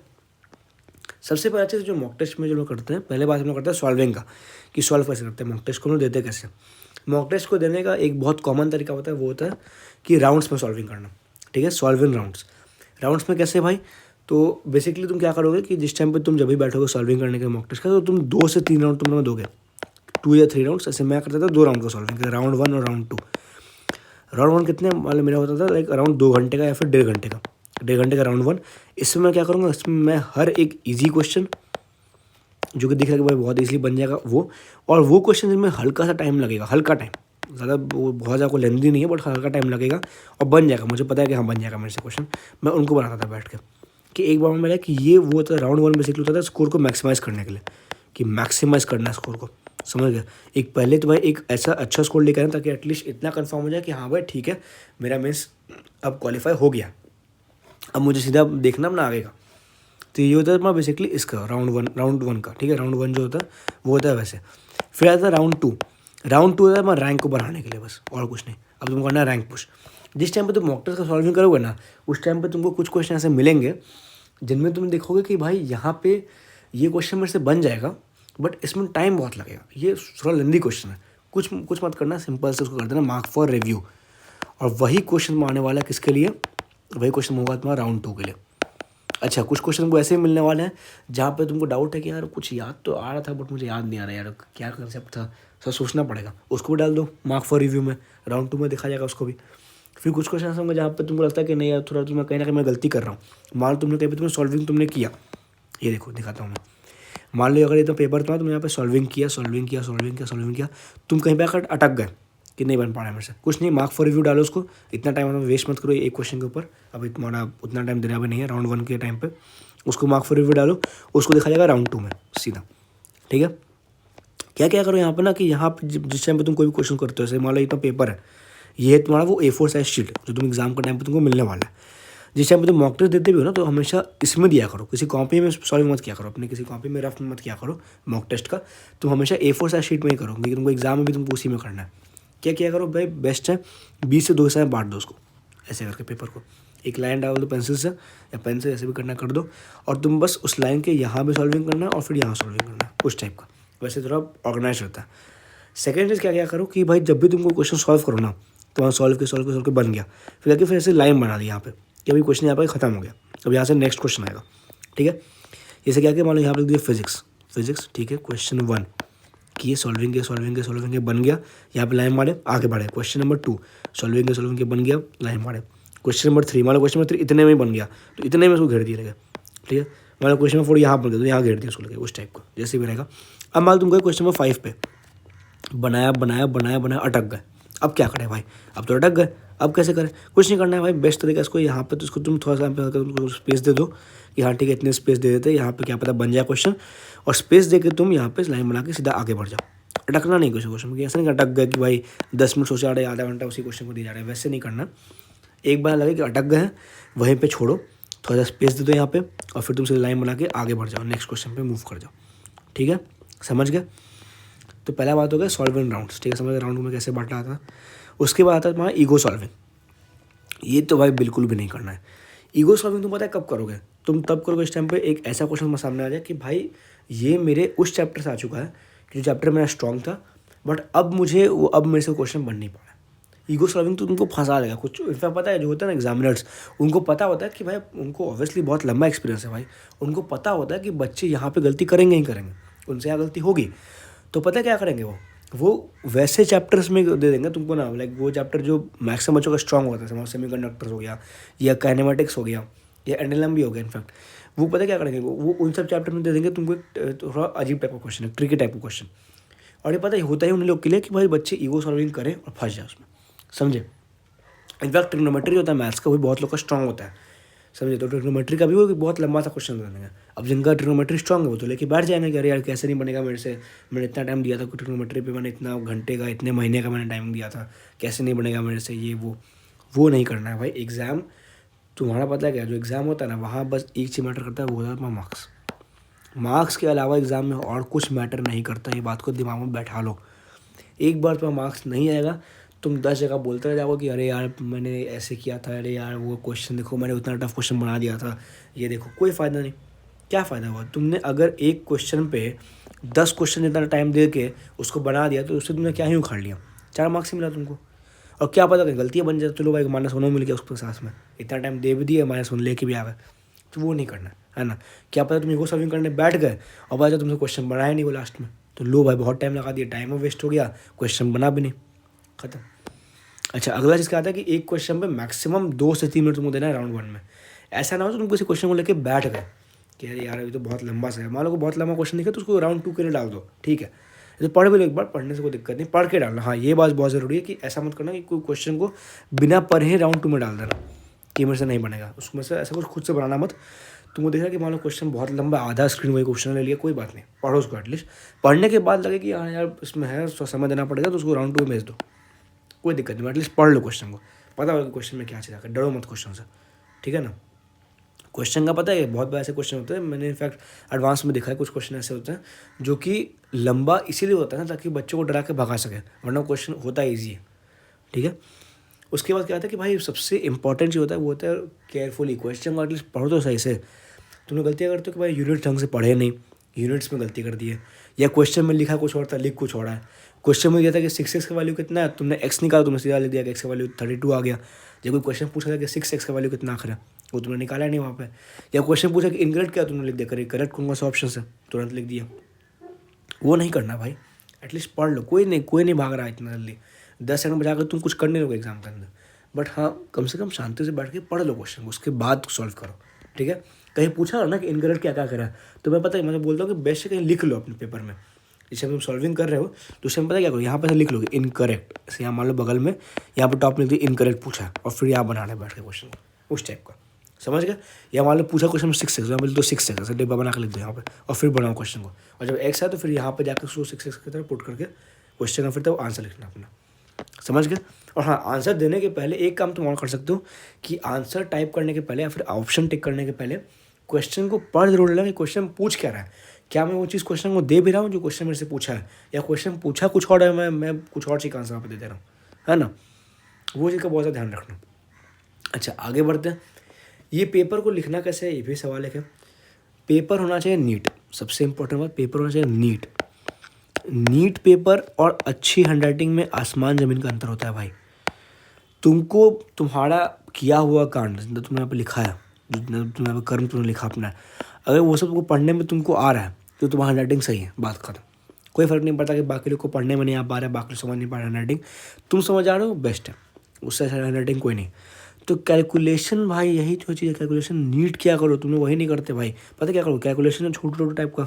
एक तो पता है कि कुछ लोगों के दिमाग में होता है कि भाई बस 6 पेपर मिलेंगे, 6 पेपर में कैसे काम चलेगा, कैसे होगा, तो क्या करेंगे छोटा मोटा लिखना शुरू कर देंगे, एकदम बच्चा टाइप को ऐसे ऐसे ऐसे लिखे आ रहा है। नहीं भाई, तुम यही तो गलती कर दोगे एग्जाम में, यही तो उसमें गलती होने वाला है। और क्या होगा, तुमने क्वेश्चन बनाया, मान लो यहाँ से बनाया कैलकुलेशन का पार्ट है, और यहाँ पे क्या हुआ, पेपर ही खत्म हो गया, तो फिर तुम बढ़े नेक्स्ट पेज पे, और क्या पता है नेक्स्ट पेज बढ़ने के बाद जो यहाँ में जो लिखा हुआ था उसमें क्या तुमने गलती लिख दिया उसको छापने चक्कर में, क्योंकि तुम तो फिर यहाँ से अगले पेज में मूव कर गए ना, तो इस टाइम पे तुम मूव करोगे यहाँ से अपने नेक्स्ट पेज पे, तो तुम यहाँ से कॉपी करोगे उसको, यहाँ पे लिखोगे उस पूरे पार्ट को, और फिर तुम आगे सॉल्व करना शुरू करोगे। अब क्या पता यहीं पर तुमने गलती कर दिया, क्या पता यहाँ पर एक्स का वैल्यू था 2 3 था, मान लो वाई का वैल्यू था ये 4, और वहाँ तुमने दिया एक्स का वैल्यू 4 है, वाई का तुमने 3 लिख दिया, और फिर तुम वहाँ सॉल्विंग करने बैठ गए। ऐसे नहीं करना, है ना। तो भाई कैलकुलेशन नीट रखो और एक पेज में रखो। अगर तुम देखा कि पेज खत्म होने वाला है और कैलकुलेशन का पार्ट लंबा है तो कोई बात नहीं, उतना स्किप कर दो पेज को, सीधा नेक्स्ट पेज में मूव करो, वहाँ से कैलकुलेशन अच्छे से करो, ठीक है। और ज़्यादा छोटा मत लिखना भाई, तो उतना दिमाग मत लगाना, थोड़ा ठीक ठाक ही, ज़्यादा बड़ा बड़े लिखना है, बट एक थोड़ा ठीक ठाक में कि दिख जाए कम से कम कि हाँ भाई पता चल रहा है एक्चुअली में कि लिखा क्या हुआ है अच्छे से। जो था नीटनेस, जो नीटनेस है वो पे उस पर बहुत ज़्यादा ध्यान देना कि नीटनेस हो पेपर में, ठीक है। अब थोड़ा बात करते हैं हम लोग मॉक का एनालिसिस का। नेक्स्ट आता है मॉक का एनालिसिस, ठीक है। अब तुम समझ चुके हो कि मॉक टेस्ट देना कैसे होता है। अब आता है कि मॉक देने के बाद क्या करना होता है, ठीक है। मॉक देने के बाद सबसे पहले तो एक सेपरेट कॉपी बनाओ, और वहाँ पे तुमको करना है जितने भी तुमने अभी तक मॉक टेस्ट दिए उनका तुमको करना है वहाँ पे एनालिसिस। कैसे करना है, तुमने जितने भी क्वेश्चन अटेम्प्ट किए हैं या फिर जितने भी क्वेश्चन थे उस ओवरऑल पेपर, 75 क्वेश्चन का पूरा पेपर था वो, तो 75 क्वेश्चन को तुमको डिवाइड करना है इन 5 चीज़ में, ठीक है। तुमको यहाँ पे एक और सेक्शन होना चाहिए था बट वो मैंने यहाँ पर नहीं लिखा। वो क्वेश्चन जो कि तुमने सही बनाया और तुमने उसको सही टाइम में कर भी लिया, मतलब एक जितना जेन्युइन टाइम था उस क्वेश्चन के लिए उतना टाइम दिया तुमने उसको, और उस टाइम के अंडर में तुमने उसको सही बना दिया, उस क्वेश्चन से तुम्हारा कोई भी नाता रिश्ता नहीं बचा, उस क्वेश्चन को भूल जाओ। क्योंकि एक बार भाई उस क्वेश्चन का जो काम था उसने उस क्वेश्चन का अपने काम में उसने कर लिया, कि उस क्वेश्चन का बस इतना ही काम था कि तुमको मार्क्स देना मॉक टेस्ट में, उसने तुम्हें मार्क्स दे दिया। हमें बात करना है इन 5 टाइप के क्वेश्चन के बारे में। सबसे पहले आते हैं वो क्वेश्चंस जो कि तुमने सही बनाए बट उसमें टाइम ज़्यादा लग गया। पहले तो उनको डिवाइड करो कि मान लो क्वेश्चन नंबर 1 था ऐसा, क्वेश्चन नंबर 32 था ऐसा, मान लो 27 था, उस टाइप का जो भी था। फिर आते हैं वो क्वेश्चन जो कि तुमने गलत बनाए और उसमें टाइम भी कम लगा, कि तुमने जल्दबाजी में गलती कर दी, तुमने कम टाइम में ही बना दिया और वो गलती बन गया, ठीक ठीक है। फिर आते हैं वो क्वेश्चन जिनको तुमने गलती बनाया और टाइम ज़्यादा उसमें लग गया, है ना, कि टाइम देने के बाद भी तुमने उसमें गलती कर दी। फिर आते वो क्वेश्चन जो कि तुमने छोड़ दिया बट उसमें तुमको टाइम तुमने दिया छोड़ने के पहले, लाइक मान लो आधा अधूरा बना के तुमने छोड़ दिया उस क्वेश्चन को, तुमसे आगे बना नहीं, या फिर तुमने क्वेश्चन को बहुत टाइम तुमसे घूरते रह गए कि अरे इसमें ये होता था, अरे आपको याद नहीं आ रहा कंसेप्ट क्या था, अरे यार क्या था, और तुम टाइम ज़्यादा दे दिए और फिर तुम लास्ट में उसको छोड़ दिए, तुम बनाए बने उसको। और फिर आते अंतिम में वो क्वेश्चन आते हैं जिनको तुमने छोड़ दिया और उसमें तुमने टाइम में तुमने काफ़ी कम लगाया था, ठीक है। पहले बात करते हैं इनके बारे में। वो क्वेश्चन जो कि तुमने सही बनाया बट तुम्हारा उसमें टाइम एक्स्ट्रा लगा, तो देखो जितने भी सेक्शन है उनमें तो बस तुमको 2 ही क्वेश्चन पूछना है, वाई और हाउ, बस जैसे हम लोग पहले करते भी आ रहे थे। वाई, क्यों ऐसा हुआ भाई, मैंने इस पर्टिकुलर क्वेश्चन में इतना टाइम क्यों लगाया, क्या मुझे कंसेप्ट याद नहीं था? अगर मुझे याद नहीं था तो मैं अभी बैठ कर उसको रिवाइज करूँगा, अभी जस्ट बैठ कर रिवाइज करो, छोड़ो अभी, रुको अभी एनालिसिस रोक दो, सीधा कॉपी खोलो, जाके रिवाइज करो और फिर वापस आ पड़ता हूँ, ठीक है। देखो क्यों कैसे मैं भूल गया भाई, ये भी सवाल है कि मॉक टेस्ट के पहले आखिर अगर मैं भूल जाऊँगा तो फिर तो भाई एग्जाम में दिक्कत हो जाएगा ना यार, इसीलिए फिर तो फ़ायदा क्या हुआ इतना पढ़ने का। ये चीज़ देखो। अच्छा, और क्या गलती हो, क्या पता हमारा स्टार्टिंग में कोई गलती बना रहा हूँगा और फिर बाद में मुझे रियलाइज़ हो कि मैं गलती कर रहा हूँ, फिर जाके मैंने इसको ठीक किया। तो अगर ये भी केस अगर है तो ये भी जाके फिर देखो कि क्यों आखिर ऐसा हुआ, मैं स्टार्टिंग में क्यों गलती बना रहा था, है ना। एकदम डीप में एकदम जानो, अपने से असलियत पूछो कि उस पर्टिकुलर टाइम पे मेरे दिमाग में क्या चल रहा था, मैं एग्जैक्टली क्या सोच रहा था उस टाइम पे, क्या मैं दिमाग कहीं ना कहीं आउट ऑफ फोकस था, क्या मैं ध्यान नहीं दे रहा था उस टाइम पे, वही जो मैंने इंग्लिश में बोला, हाँ, कि क्या मैं उस टाइम पे ध्यान नहीं दे रहा था, क्या मैं मतलब उस टाइम पे कुछ और सोच रहा था, क्या मेरे दिमाग में कुछ और ख्याल आ रहा था उस टाइम पे। वो सोचो कि उस टाइम पे एग्जैक्टली क्या कर रहा था मैं, मेरे से क्यों आखिर हुआ ऐसा। वही सेम चीज़ यहाँ भी कि इनकरेक्ट अगर हुआ, अगर गलती मैंने कर दिया, मैंने टाइम भी कम दिया, तो क्या मैंने जल्दबाजी में मैंने गलती कर दी। अगर मैंने जल्दबाजी में गलती की तो मैंने एग्जैक्टली क्या किया, कि क्या मैंने यहाँ पे जल्दबाजी में मान लो कि वो कर दिया कि अरे मैंने ऐसा क्वेश्चन पहले भी किया हुआ है, तो अरे उस क्वेश्चन में ये हुआ था तो उस क्वेश्चन में ऐसा ही होगा, मैंने वैसा कुछ सोच लिया। इसको बोलते हैं मसल मेमोरी, कि भाई मैंने पहले भी ऐसे कोई क्वेश्चन किए हैं और मैंने फिर ध्यान ही नहीं दिया कि भाई ये क्वेश्चन डिफरेंट है उससे पहले वाले से, और मैंने जो पहले जो अप्रोच था वही सेम अप्रोच मैंने यहाँ पे लगा दिया और पता चला कि मेरा उससे आंसर जो आया वो गलत आ गया, है ना। तो ये भी बहुत इंपॉर्टेंट चीज़ है। तो क्या पता वैसा कुछ तुमने कर दिया हो, है ना। तो वो देखो।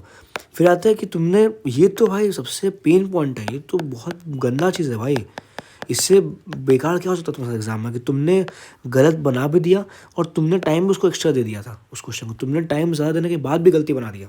इससे बेकार क्या हो सकता है एग्जाम के अंदर। और तो ये इस पर तो खास कर ध्यान रखो, ये तो भाई स्टार को डबल स्टार में दे रहा हूँ, इस पर तो खास कर ध्यान रखो, ये तो होना ही नहीं चाहिए तुमसे गलती कभी, कि टाइम ज़्यादा दे के मैंने गलती कर दी। यहाँ पर देखो क्या गलती किया, क्यों गलती मैंने किया, क्या मैंने यहाँ पे कंसेप्ट गलती सीखा था, कंसेप्चुअल मिस्टेक था, क्या मैंने यहाँ पे कैलकुलेशन में कहीं गलती कर दिया, और मैंने क्यों किया कैलकुलेशन में मिस्टेक किया भी तो मैंने क्यों किया, मैंने कंसेप्चुअल मिस्टेक क्यों किया, क्या मैंने पढ़ा गलत था या क्या मैंने उसको गलत समझ लिया था, है ना। क्या पता कहने कि मैंने उसमें मिस इंटरप्रिटेशन कर दिया हो, कि मैंने इंटरप्रेट गलती कर दिया क्वेश्चन को, है ना। कहाँ एग्जैक्टली मैंने गलती किया। और वही बात है कि मैंने टाइम क्यों ज़्यादा कर दिया इस पर, इतना टाइम मैंने क्यों लगाया, क्या सही में उतना वर्थ इट था, क्या क्वेश्चन एक्चुअली में लेंदी था। जैसे मान लो अगर ये इसका बात करते हैं, अगर मान लो क्वेश्चन अगर एक्चुअली में लेंदी था तो फिर तो अच्छी बात है, फिर मैंने टाइम दिया, सही बन गया, ठीक है, बहुत बड़ी बात नहीं है। बट यहाँ क्या वो ट्रू है, यहाँ क्या वो ट्रू है, क्योंकि इस पर्टिकुलर पॉइंट पर तुमने तो क्वेश्चन बनाया भी नहीं, तुमने छोड़ दिया उस क्वेश्चन को। तो भले देखो, अब पता है क्या, अगर तुम इन लोगों को कंपेयर करो ना बैठ के, तो ये ज़्यादा बेटर ऑप्शन है, ये जो है वो ज़्यादा बेटर ऑप्शन है, ये वाला, कि मैंने छोड़ दिया, क्योंकि एटलीस्ट मैं माइनस हूँ तो एटलीस्ट मैंने ना हुआ, मेरा भले 0 हो गया, ठीक है, एटलीस्ट 1 मार्क्स घटा नहीं मेरा, तो अच्छी बात है। बट हाँ, ये भी नहीं करना है ना, इसको भी तो मिनिमाइज़ कर, सबको मिनिमाइज सबको करना है यहाँ पर, समझे, सब पे हम लोग को ध्यान देना है। ये क्यों आखिर सब मैंने इसको टाइम पे आकर क्यों दिया, जब मुझे लास्ट में छोड़ना ही था। तो मैं जो पता क्या होता है कि कोई भी क्वेश्चन अगर तुम पढ़ते हो ना, तो उसको पढ़ने से लेके ना, मतलब मान लो अगर तुम पढ़ाई शुरू करते हो, मान लो तुम क्वेश्चन पढ़ लिए t=0 पे, तो पता है क्या t=2 t एक ऐसा टाइम आता है ना जहाँ पे तुमको रियलाइज होता है कि भाई क्वेश्चन को छोड़ देना, कि क्वेश्चन में से नहीं बन पाएगा। पता है कि जो होता है ना t=0 से लेके t के बीच में जो गैप होता है ना, तुमको इसी गैप को तुमको कम करना है, कि मुझे रियलाइज मुझे जल्दी हो जाए कि भाई मुझे क्वेश्चन को छोड़ना है फिर नहीं वो। और वो प्रैक्टिस है, वो जबरदस्ती उसको फोर्स मत करना है। ऐसा ना हो कि जो क्वेश्चन बाद में क्या पता बन जाता टाइम देने के बाद, बट तुमने उसको उतना टाइम दिया ही नहीं, ये भी नहीं करना है। बट हाँ, ये भी नहीं करना है कि भाई बहुत देर सोचे आ रहे, एकदम घूरे आ रहे पेपर को, कुछ लिख ही नहीं रहा है, बस घूरते आ रहे हैं, बस सोचते आ रहे हैं, और जब लास्ट में छोड़ भी दिया, वो नहीं करना। फिर आता है ये वाला, इन पे भी ध्यान दो कि भाई ऐसा क्यों आखिर हुआ। अगर इनमें वो क्वेश्चन आता है जिसका तुम्हें कंसेप्ट पढ़ा ही नहीं है तो फिर तो ठीक है, अगर तुमने कुछ पढ़ा ही नहीं उसके बारे में तो फिर तुम क्या ही कर सकते थे, फिर तो अच्छी बात है, तुमने उसको जल्दी छोड़ दिया देखते हुए, है ना। बट हाँ, एक और बहुत इंपॉर्टेंट काम जो आता है मॉक एनालिसिस में, वो ये है कि तुमको कोई भी तरह का प्री डिफाइंड माइंडसेट नहीं रखना।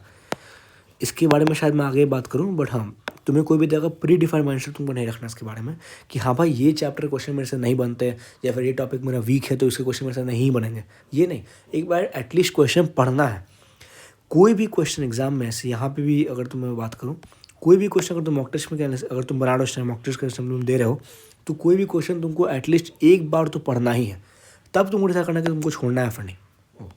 पर तुमको पढ़ना जरूर एक बार है। तुमको कोई भी जगह प्री डिफाइंड माइंडसेट लेकर एग्जाम में नहीं घुसना।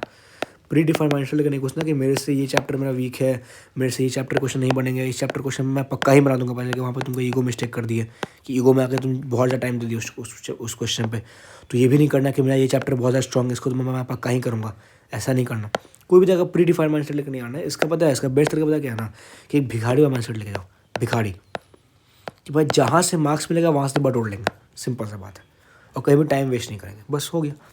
अच्छा, अब क्या करना है कि भाई ऐड मिस्टेक्स, इन जितने भी मिस्टेक्स हैं इनको तुम ऐड करो अपने मिस्टेक डायरी में, एक बनाओ पर सेपरेट कॉपी।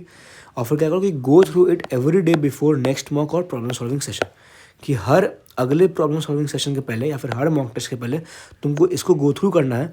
और तुमको पता क्या करना है, तुमको बेसिकली यहाँ पे इनमें करना क्या, तुमको एनालिसिस करना कैसे आकर है, तुमको पहले देखना है वाई पे कि व्हाट एग्जैक्टली हैपेंड, क्यों हुआ आखिर गलती। और अगर गलती हुआ, ठीक है, तो तुम जान गए एग्जैक्टली क्यों हुआ। अगर तुम वाई जान गए तो अब आना हाउ पे, how to prevent it. Why और हाउ, ये दो बस तुमको आंसर निकालना है कि क्यों हुआ और अगली बार कैसे ना हो, इसके लिए आखिर में एग्जैक्टली क्या करूँगा। और जब ये बार तुम बना लोगे इसको कि हाउ टू प्रिवेंट इट, तो फिर तुमको यूज़ करना अपने नेक्स्ट मॉक टेस्ट में या फिर अपने नेक्स्ट प्रॉब्लम सॉल्विंग के सेशन में, ठीक है, समझ गए। मेनली जो मिस्टेक्स होता है ना, जो मेनली जो कारण होता है तुम्हारा प्रिवेंट करने, जिसकी वजह से जो मिस्टेक्स होते हैं वो होता है लैक ऑफ फोकस, या फिर मसल मेमोरी, जैसे मैंने पहले बताया था, या फिर लैक ऑफ रिविजन। मेन यही 3 चीज़ें होती हैं। तो मैक्सिमम तो तुम्हारा यहीं पर तुम्हारा सिमट जाएगा, बाकी कुछ और भी हो तो देख लेना अपने हिसाब से। हाँ, फिर जो भी तुम नया कंसेप्ट सीखोगे उसको अपने नोट्स में उसको ऐड कर देना। उसके फिर तुम्हारा सम कॉमन मिस्टेक टाइप्स, इसको देख लो। एक होता है कैलकुलेशन मिस्टेक, एक होता है रॉन्ग इंटरप्रिटेशन, एक होता है यूनिट एरर, एक होता है लैक ऑफ रिवीजन, एक होता है कंसेप्चुअल, एक होता है इनकरेक्ट कोरिलेशन, और बाकी जो हो उसको डाल दो मिसलेनियस में, ठीक है, वो तुम खुद से बनाना जो भी होगा। बट घूम फिर के इतने टाइप्स होते हैं। सिली मिस्टेक ऐसा कोई भी टाइप नहीं होता, सिली मिस्टेक्स कुछ नहीं होता है, ये बेकार चीज़ है, ये फालतू चीज़ें बेसिकली अपने मिस्टेक को छुपाने का तरीका होता है और कुछ नहीं, अपने आप से डिसऑनेस्ट होने का तरीका होता है ये, कि अगर तुमको अपने आप को तुमको धोखा देना तो फिर तुम बोलते हो सिली मिस्टेक हुआ है मेरे से, वरना होते यही सब है मेनली।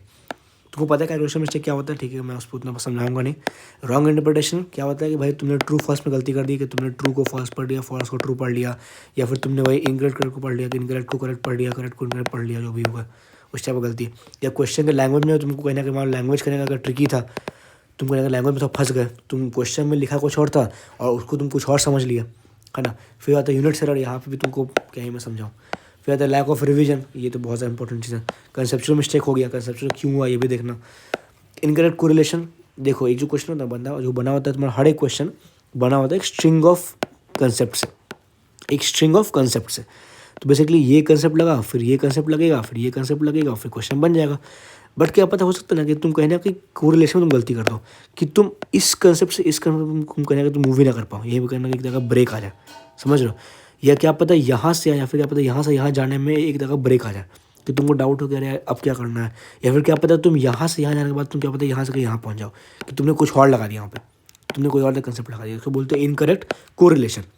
तो उस पर तुमको ध्यान देना, ठीक है, उससे सीखो, खुद से निकालोगे तुमको कैसे, इसको अगर तुम ठीक करोगे, खुद से सोचो इसके ऊपर। These mistakes even happen when you are solving normally. Yes, जिस टाइम पे पता है जो मिस्टेक तुम करोगे नॉर्मली, जो तुम करते हो नॉर्मल सॉल्विंग के टाइम पे, वही सेम मिस्टेक तुम करोगे टाइम बाउंडिंग में, वही सेम मिस्टेक तुम करोगे इसमें तुम्हारा ये मॉक टेस्ट में, और वही सेम मिस्टेक तुम करोगे अपना जेईई मेंस में। अगर तुम उसको ठीक नहीं करते हो तो इस चीज़ को ठीक करो, है ना। क्यों, क्योंकि हम लोग का जो माइंड है वो वर्क करता है पैटर्न पे, ठीक है। एक पैटर्न होता है पूरा मिस्टेक का, कि मान लो अगर ऐसे है मिस्टेक, फिर ये मिस्टेक, फिर ये, कि मुझे पता है दिमाग बहुत डिफरेंट टाइप का इम्पल्सेस आते हैं मिस्टेक के टाइम पे।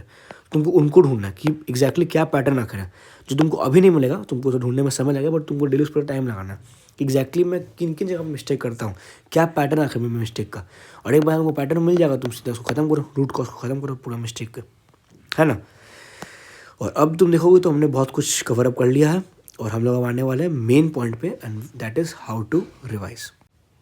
अब आते हैं हाउ टू रिवाइज पे। पहली बात तो है कि revision is a daily thing, daily करना होता है। ये नहीं कि महीने में 1 दिन का टाइम रखेंगे, या लास्ट के 2 महीने करेंगे, या फिर हफ्ते में 1 बार करेंगे, वैसा नहीं। रिवीजन को डेली किया था, कोई भी टाइम रखो, रात में रखो, सुबह में रखो, जब भी करना है करो। अब क्या करना है, रिवीजन करना कैसे, उसके पहले किस ऑर्डर में करना है वो जानना बहुत ज़्यादा ज़रूरी है। अभी तक तुमने जितने भी तुमने चैप्टर कर लिए, चाहे तुमने एक बार किया हो, चाहे तुमने 2 बार किया हो, चाहे तुम्हें थोड़ा तुमने उसको छोड़ दिया हो बीच में, बट जितने भी चैप्टर में अभी तक तुम्हें हाथ घुसाया अपना और तुम हल्का फुल्का उसमें कुछ किया है या तुमने उसको पूरा ही कर लिया, तो जितने भी चैप्टर तुमने अभी कर लिए हैं, तुमको उनको बांटना है टोटल 4 पार्ट्स में। ठीक है, 4 पार्ट्स में तुमको बांटना है अपने सिलेबस को। पार्ट ए आता है अच्छे से किए हुए चैप्टर कि तुमने एक बार तुमको एटलीस्ट तुमने उसको अच्छे से किया है, कि तुमने लाइक मान लो जैसे फॉर एग्जाम्पल मान लो केमिकल बॉन्डिंग है, तो 11th के टाइम में केमिकल बॉन्डिंग तुमने अच्छे से किया, तुमने उसको क्वेश्चन बनाया, या जब भी तुमने पढ़ा केमिकल बॉन्डिंग तुमने एक बार उसको एटलीस्ट उसको अच्छे से किया हुआ है, तो उसको तुमने सुना यहाँ पे, जिसमें एक बार तुमको कॉन्फिडेंस तुमको काफ़ी अच्छा खासा आ गया था। अब क्या पता ना तुमको आ रहा due to lack of revision, but हाँ एक बार जो तुमको हो चुका है कि एक बार तुमने अच्छे से उसको तुमने रिवाइज किया, एक बार तुमने अच्छे से उसको पूरा सॉल्व किया, अच्छे से पूरा पढ़ा उस चैप्टर को उसको डाल दो ए पार्ट में। फिर आता है बी पार्ट, लो कॉन्फिडेंस। वहाँ देख लो कि जो वो चैप्टर आ गए जिनको तुमने किया था एक बार, बट तुम उस टाइम से तुमको काफ़ी तुमको उसमें कॉन्फिडेंस तो कमी है, तुमको लगता है कि नहीं ये चैप्टर ढंग से तो हुआ नहीं है या इसका सॉल्विंग काफ़ी बचा हुआ है, जो भी है, तो वो उसको डाल दूँ बी पार्ट में। फिर सी पार्ट आते हैं वो चैप्टर्स जिनको तुम रिसेंटली तुमने किया भी है कि भाई किए हुए मुश्किल से 10 दिन हुआ है, 15 दिन हुआ है, 1 महीना हुआ है, जो तुमको हल्का फुल्का लाइक हल्का फुल्का नहीं, बट तो जो तुमको अच्छे से तुमको एकदम याद है वो चैप्टर, जिनको तुमने अभी तुमने रिसेंटली तुमने किया, या फिर अभी तुम कर रहे हो बेसिकली उस टाइम पे, या फिर तुमने उसको अंडर 1 मंथ तुमको किया उसको चैप्टर को, रिसेंटली तुमने उसको देखा हुआ है। ठीक है वो। और फिर तुम्हारा आता है वो चैप्टर लास्ट में डी वाला पार्ट कि किए हुए बहुत टाइम हो गया, कि मान लो देखे हुए उस चैप्टर को बहुत समय हो गया, उस चैप्टर क्वेश्चन बनाने में बहुत समय हो गया, उस चैप्टर को रिवाइज के बहुत समय हो गया, कि 2-3 महीने हो गए, 6 महीने हो गए, 5 महीने हो गए, 4 महीने हो गए, है ना, बहुत समय वो भूल गए चैप्टर को, अब याद नहीं अच्छे से। प्रायोरिटी क्या होता है भाई, पहली बात तो इस टाइम पर यहाँ पर तुमको लिस्ट बनाओगे ना चैप्टर्स का अपने हर सब्जेक्ट के अंदर, तो बहुत क्लियरली तुमको दिखेगा कि भाई ये लिस्ट बहुत लंबी सी बन रही है, या फिर ये बहुत लंबी सी लिस्ट बन जा रही है, या फिर ये वाली लिस्ट बहुत लंबी सी बन जा रही है, तो तुमको खुद ही पता चल जाएगा कि एक्जैक्टली ध्यान कैसे देना। ध्यान देना कैसे करें, पहला प्रायोरिटी उस पर रखो ए इंटरसेक्शन डी पे, कि अच्छे से किए थे बट किए हुए काफ़ी टाइम हो गया, पर उनको करूँ कि एक बार तुम इनको कर लोगे तो तुम्हें कॉन्फिडेंस बढ़ जाएगा सिलेबस के अंदर। और पता है कि ये जो चैप्टर होता है ना ए इंटरसेक्शन डी, ये पता है कि सबसे भयानक चैप्टर होता है, कि अच्छे से किया था बट किए हुए बहुत टाइम हो गया, क्योंकि इन्हीं चैप्टर में तुम करने वाले हो सिली मिस्टेक। ये बात तुम ऐसे लिख के ले लो, और तुमसे कहीं नहीं होने वाला। इन्हीं चैप्टर में करोगे ईगो सॉल्विंग, इन्हीं चैप्टर में करोगे सिली मिस्टेक, इन्हीं में तुम करोगे कैलकुलेशन मिस्टेक, जो भी तुम करना होगा तुम मैक्सिमम तो इन्हीं में करोगे, समझ जाओ। और तुमको इन्हीं में सबसे तुमको दुख होगा कि भाई ये क्या हो गया, मैंने अच्छे से किया था बट भाई मैंने एग्जाम में गलत करके आ गया। ठीक है, तो पहले इनको अच्छे पहले इसको अपना अच्छे क्लियर करो, अच्छे रिवाइज करो। फिर आते हैं बी इंटरसेक्शन सी पे, कि लो कॉन्फिडेंस, और अभी रिसेंटली किया हुआ है तो पहले उसको ढंग से कर लेते हैं। फिर तुम्हारा आता है ए इंटरसेक्शन सी, कि अच्छे से किया था बट किए हुए वही सॉरी बट अभी रिसेंटली किया भी है। और फिर आता है बी इंटरसेक्शन डी, इसको मैंने लास्ट में इसको इसलिए रखा है क्योंकि बहुत बार क्या होता है जो होता है ना बी इंटरसेक्शन डी वाला चैप्टर, कि लो कॉन्फिडेंस और बहुत ये किए हुए बहुत टाइम हो गया, इनमें क्या पता तुमको कहीं ना कहीं पूरा चैप्टर फिर से करना पड़े। बहुत बड़ा ऐसा होता है कि कुछ चैप्टर तो जो मैंने ढंग से कभी किया ही नहीं, कभी मैंने उसको ढंग से पढ़ा ही नहीं, तो क्या पता चैप्टर करने का तुमको फिर से करना पड़े, तो इसलिए मैंने उसको लास्ट में रखा कि भाई उसको लास्ट में देखेंगे। ठीक है, क्योंकि अभी तुमको थोड़ा अपने सिलेबस जितना तुमको किया तो एटलीस्ट उसको तो स्ट्रॉन्ग कर लो, फिर देखा जाएगा बाकी सबको, है ना। अच्छा, अब बात है करना कैसे है, पहले उसका मेथड क्या होगा। पहले तुमको करना कैसे, तुमको करना है उसको ब्लॉक रिविजन के तरीके से। ब्लॉक रिविजन तुमको पता क्या होता है कि भाई एक ब्लॉक बनाते हैं, कि बेसिकली 5-6 ब्लॉक्स बनते हैं पूरे के पूरे सिलेबस के, और फिर ब्लॉक उसमें काम करते हैं कि पहले ब्लॉक 1 खत्म करेंगे, फिर ब्लॉक 2 खत्म करेंगे, फिर ब्लॉक 3 खत्म करेंगे। एक ब्लॉक में तुम इन जनरल 4 से 5 चैप्टर रख सकते हो, तुमको और मन तो और रखो, कम रखना कम रखो, बट 4 तो रखो, 3 से 4 रखो, 3 से 4 से कम मत रखो किसी ब्लॉक में। या फिर बड़े बड़े चैप्टर रखना तो ठीक है, 2-3 चैप्टर रख लो, कोई दिक्कत नहीं, बट हाँ एक ब्लॉक में थोड़ा अच्छा खासा होना चाहिए उसमें। अब क्या कर सकते हो तुम, कि तुमको क्या करना है, तुमको बेसिकली इन जो तुम बनाओ ना ब्लॉक्स सब, तो इनमें तुमको चैप्टर का सिलेक्शन कुछ इस तरीके से करना है कि try to make it inter related.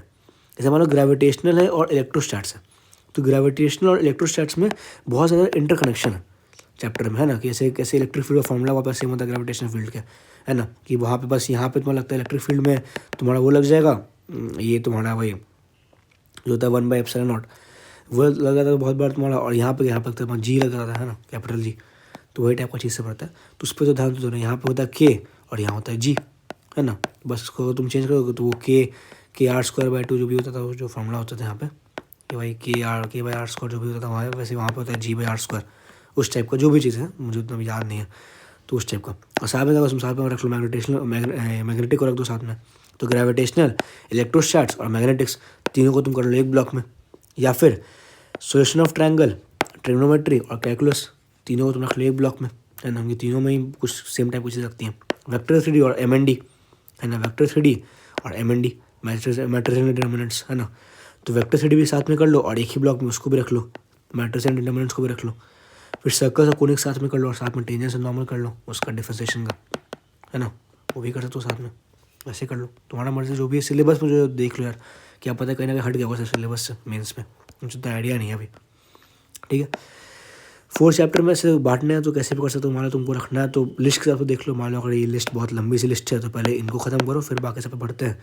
या फिर तुमको लगता है अगर इसमें उतने चैप्टर नहीं है, मेनली चैप्टर इन सब में, तो इन सबको वैसे बांट लो कि 4 में से 3 चैप्टर इसके रहेंगे, 1 चैप्टर इसका रहेगा, या फिर 2 चैप्टर इसके रहेंगे, 1 चैप्टर इसका रहेगा, 1 चैप्टर इसका रहेगा। जो भी है वो देख लो इंटरसेक्शन के हिसाब से, जैसे भी होता है, ठीक है। उसमें अपना खुद का दिमाग लगाओ और वैसे सोचो। इंपॉर्टेंट पॉइंट ये है कि अपने स्ट्रेंथ को हमेशा स्ट्रेंथ बना के रखना। ऐसा कभी ना हो कि ज़्यादा करने के चक्कर में तुम अपने स्ट्रेंथ को ही खो दो, तुम क्या पता नहीं हो, तुम कहने का रिवाइज करना भूल जाओ। ये कभी नहीं होना चाहिए। ये बहुत इंपॉर्टेंट पॉइंट है भाई, इसको याद रखना, ये लाइफ में बहुत काम आएगा तुमको, ठीक है। इसमें पता है, इसमें स्नेहित भैया जो है उन्होंने एक वीडियो बनाई थी अपने चैनल पे, आई गेस SM रेडियो पे। उसमें उन्होंने इसका बात किया था एक स्टोरी के थ्रू, एक किसान के स्टोरी के थ्रू। वो जाकर ज़रूर देखना, बहुत बढ़िया चीज़ है, ठीक है। तो मुझे क्लैरिटी मिलेगा इस पॉइंट पे कि अपने स्ट्रेंथ को हमेशा स्ट्रेंथ बना कर रखना। जो चैप्टर स्ट्रॉन्ग है उनका भी रिवीजन करना है भाई साथ में। ऐसा ना हो कि पता चला जो वीक है उसके चक्कर में अपने स्ट्रॉन्ग को ही कम कर दिया, है ना, उस पर रिवीजन पे कमी कर दी, वो नहीं करना। अब आता है ब्लैंक पेपर मेथड, रिवीजन कैसे करते हैं। एक सिंपल से खाली पेपर लो, टॉपिक का नाम देखो और खुद से अपने वर्ड्स में उसको एक्सप्लेन करो। लिखो मत, लिखने का काम कम ही रखो, मेनली एक्सप्लेन करने का काम हो, खुद को सिखाओ। देखो तुम कितना खुद से तुम कितना ज़्यादा कर तुमको आता है। और तुम फाइनली वर्क ख़त्म कर लो, उसके बाद अपना नोट्स खोलो, जो भी बुक्स में पढ़ो उसको, अपने बुक्स को खोलो, जो भी बुक्स में पढ़ाई तुमने की है उसको खोलो और देखो कि तुम कहाँ कहाँ पर तुम्हें मिसिंग था और कहाँ कहाँ पर तुम्हें गलती में लिख दिया, और उस पर ध्यान दो, उसको रिवाइज करो अच्छे से। ये होता है रिविजन का असली तरीका, ठीक है। क्योंकि जो तुम यहाँ भूल रहे हो वो तुम एग्जाम में आके भूलोगे, और जो तुम यहाँ गलती करो तुम कहीं ना कहीं एग्जाम में आके गलती करोगे, इसलिए उसको अभी से ख़त्म कर दो अच्छे से पढ़ लिख के, ठीक है। अच्छा, क्या करो रिवीजन के टाइम पे कोशिश क्या करो कि try to remember your lecture, कि जो मैं सर ने पढ़ाया था लेक्चर में क्लास में, उसको भी बार याद करने की कोशिश करो, ठीक है। फिर आता है वही चीज़ कि make short notes, yes, once you gain confidence and solve decent amount of question. कि एक बार जब तुमको कॉन्फिडेंस मिल जाए चैप्टर में और तुमने एक अच्छे खासा अमाउंट ऑफ क्वेश्चन तुमने बना लिया उस चैप्टर का, तुमको कॉन्फिडेंस काफ़ी अच्छा खासा हो चुका है, मेंस लेवल पे सब कुछ में क्लियर हो चुका है इस चैप्टर में, तो फिर बनाओ उसका शॉर्ट नोट्स, इंपॉर्टेंट पॉइंट्स को रखो और बस बनाओ। मैं काम करूँगा ना, मैं एक अलग से पोस्ट बनाऊँगा शॉर्ट नोट्स के ऊपर, जिसमें मैं अपने खुद के शॉर्ट नोट्स को डाल दूँगा, मतलब कुछ कुछ चैप्टर्स के, मतलब कुछ कुछ उसके स्निपेट्स, ताकि तुमको थोड़ा इजी हो समझने में कि एग्जैक्टली शॉर्ट नोट्स बनते कैसे आकर बताना अगर चाहिए होगा तो।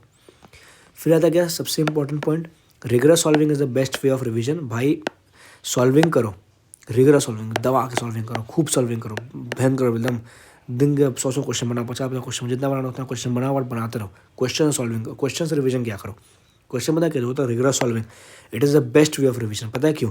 क्योंकि तुम जहाँ भी अटकोगे वहाँ तो अपना तुम नोट्स खोलोगे, अपना तुम NCERT या मान जो भी किताब तुम की वो तुम खोलोगे, अपने साथ मान तुमको लेक्चर खोलोगे, और तब पता है जितना बार तुम नोट्स को देखोगे ना उतना बार तुमको रिवाइज होता रहेगा नोट्स तुम्हारा, और अच्छा हो जाएगा, फिर और स्ट्रॉन्ग हो जाएगा।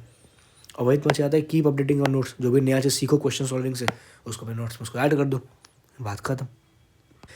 अब देखो हमने कितना कुछ कर लिया अभी तक, अगर तुम ध्यान दोगे तो हमने लाइक कैसे पढ़ते हैं, कैसे सॉल्व करते हैं, कैसे मॉक टेस्ट देते हैं, कैसे एनालिसिस करते हैं, कैसे रिवाइज करते हैं, हम सब कुछ बात कर लिया हमने, मेन चीज़ को डिस्कस ही कर लिया। फिर आता है कि रूटीन में कैसे काम करना है। तो एक वीडियो है आउटलेट्स का, इसका मैंने लिंक मैंने दिया था पहले भी, मैं भी इसका लिंक डाल दूँगा डिस्क्रिप्शन में या फिर कहीं और, वहाँ से देख लेना। ये वीडियो बहुत इंपॉर्टेंट है, इसको ऊपर फॉलो करना अच्छे से, रूटीन कैसे करना है, यहाँ पर तुम सबको समझ जाओगे। और बाकी इसमें का तो रूटीन के अंदर एक बहुत इंपॉर्टेंट पार्ट उसको बोलते हैं ये तुम्हारा माइंडफुल ब्रेक्स, कि जिस टाइम तुम पढ़ाई करते हो ना उस टाइम पे जिस टाइम तुम ब्रेक लेते हो पढ़ाई करने के बीच में, तो तुम्हारा ब्रेक हमेशा होना चाहिए माइंडफुल। कि ऐसा ना हो तुम ब्रेक में तुम करो, तुम स्क्रोलिंग कर रहे हो, तुम फ़ोन चला रहे हो, तुम बैठ के ऐसे कुछ मूवी भी बैठ कर देख रहे हो, वो भी नहीं।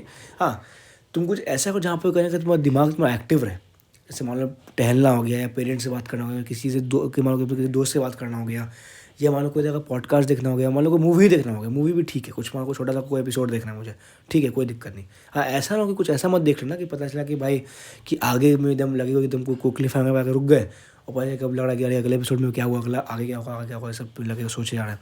वैसा नहीं करना, कुछ वैसा देखो जहाँ पे कहीं ना कहीं तुम इंटरटेनमेंट हो भी जाए, जहाँ पे तुम तो हंस भी लो, थोड़ा हंसी मजाक भी हो जाए, थोड़ा फन भी हो जाए, और फिर तुम्हारा दिमाग का फिर रिलैक्स भी हो जाए, है ना। माइंडलेस एक्टिविटी मत करना, स्क्रोलिंग और ये सब टाइप का चीज़ें मत करना भाई, बहुत ख़राब चीज़ें हैं, ये सब छोड़ दो, जे के बाद ही करना सीधा, ठीक है। तो टेक माइंडफुल ब्रेक्स, ये बहुत इंपॉर्टेंट है भाई, इस पर ध्यान रखना इसका, ठीक है। अब आता है सब जनरल टिप्स और फिर मैं उस वीडियो को कंक्लूड करूँगा। पहला बात, start spending time with good questions. Yes, बिल्कुल टाइम दो।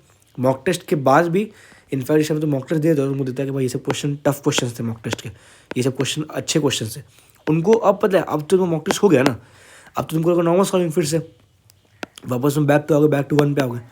तो अब एक काम को पता क्या, उनको तुम टाइम दो, रात भर बैठ कर सोचो कि अरे क्यों नहीं बना मेरे से, इसमें क्या, अरे बनाते चलो, ये मैं खुद से बनाऊंगा। कि जो मॉक टेस्ट में तो टाइम का लिमिट से बना नहीं मेरे से क्वेश्चन, बट अब जितने थे ना ये अनअटेम्प्टेड क्वेश्चन, उनको पता, उनको तुम फिर से बनाओ, इनको तुम फिर से बनाओ, इन क्वेश्चन को तुम फिर से बनाओ, समझे, खुद से बनाओ, एक बार टाइम दो और बनाओ इनको क्वेश्चन को अच्छे से।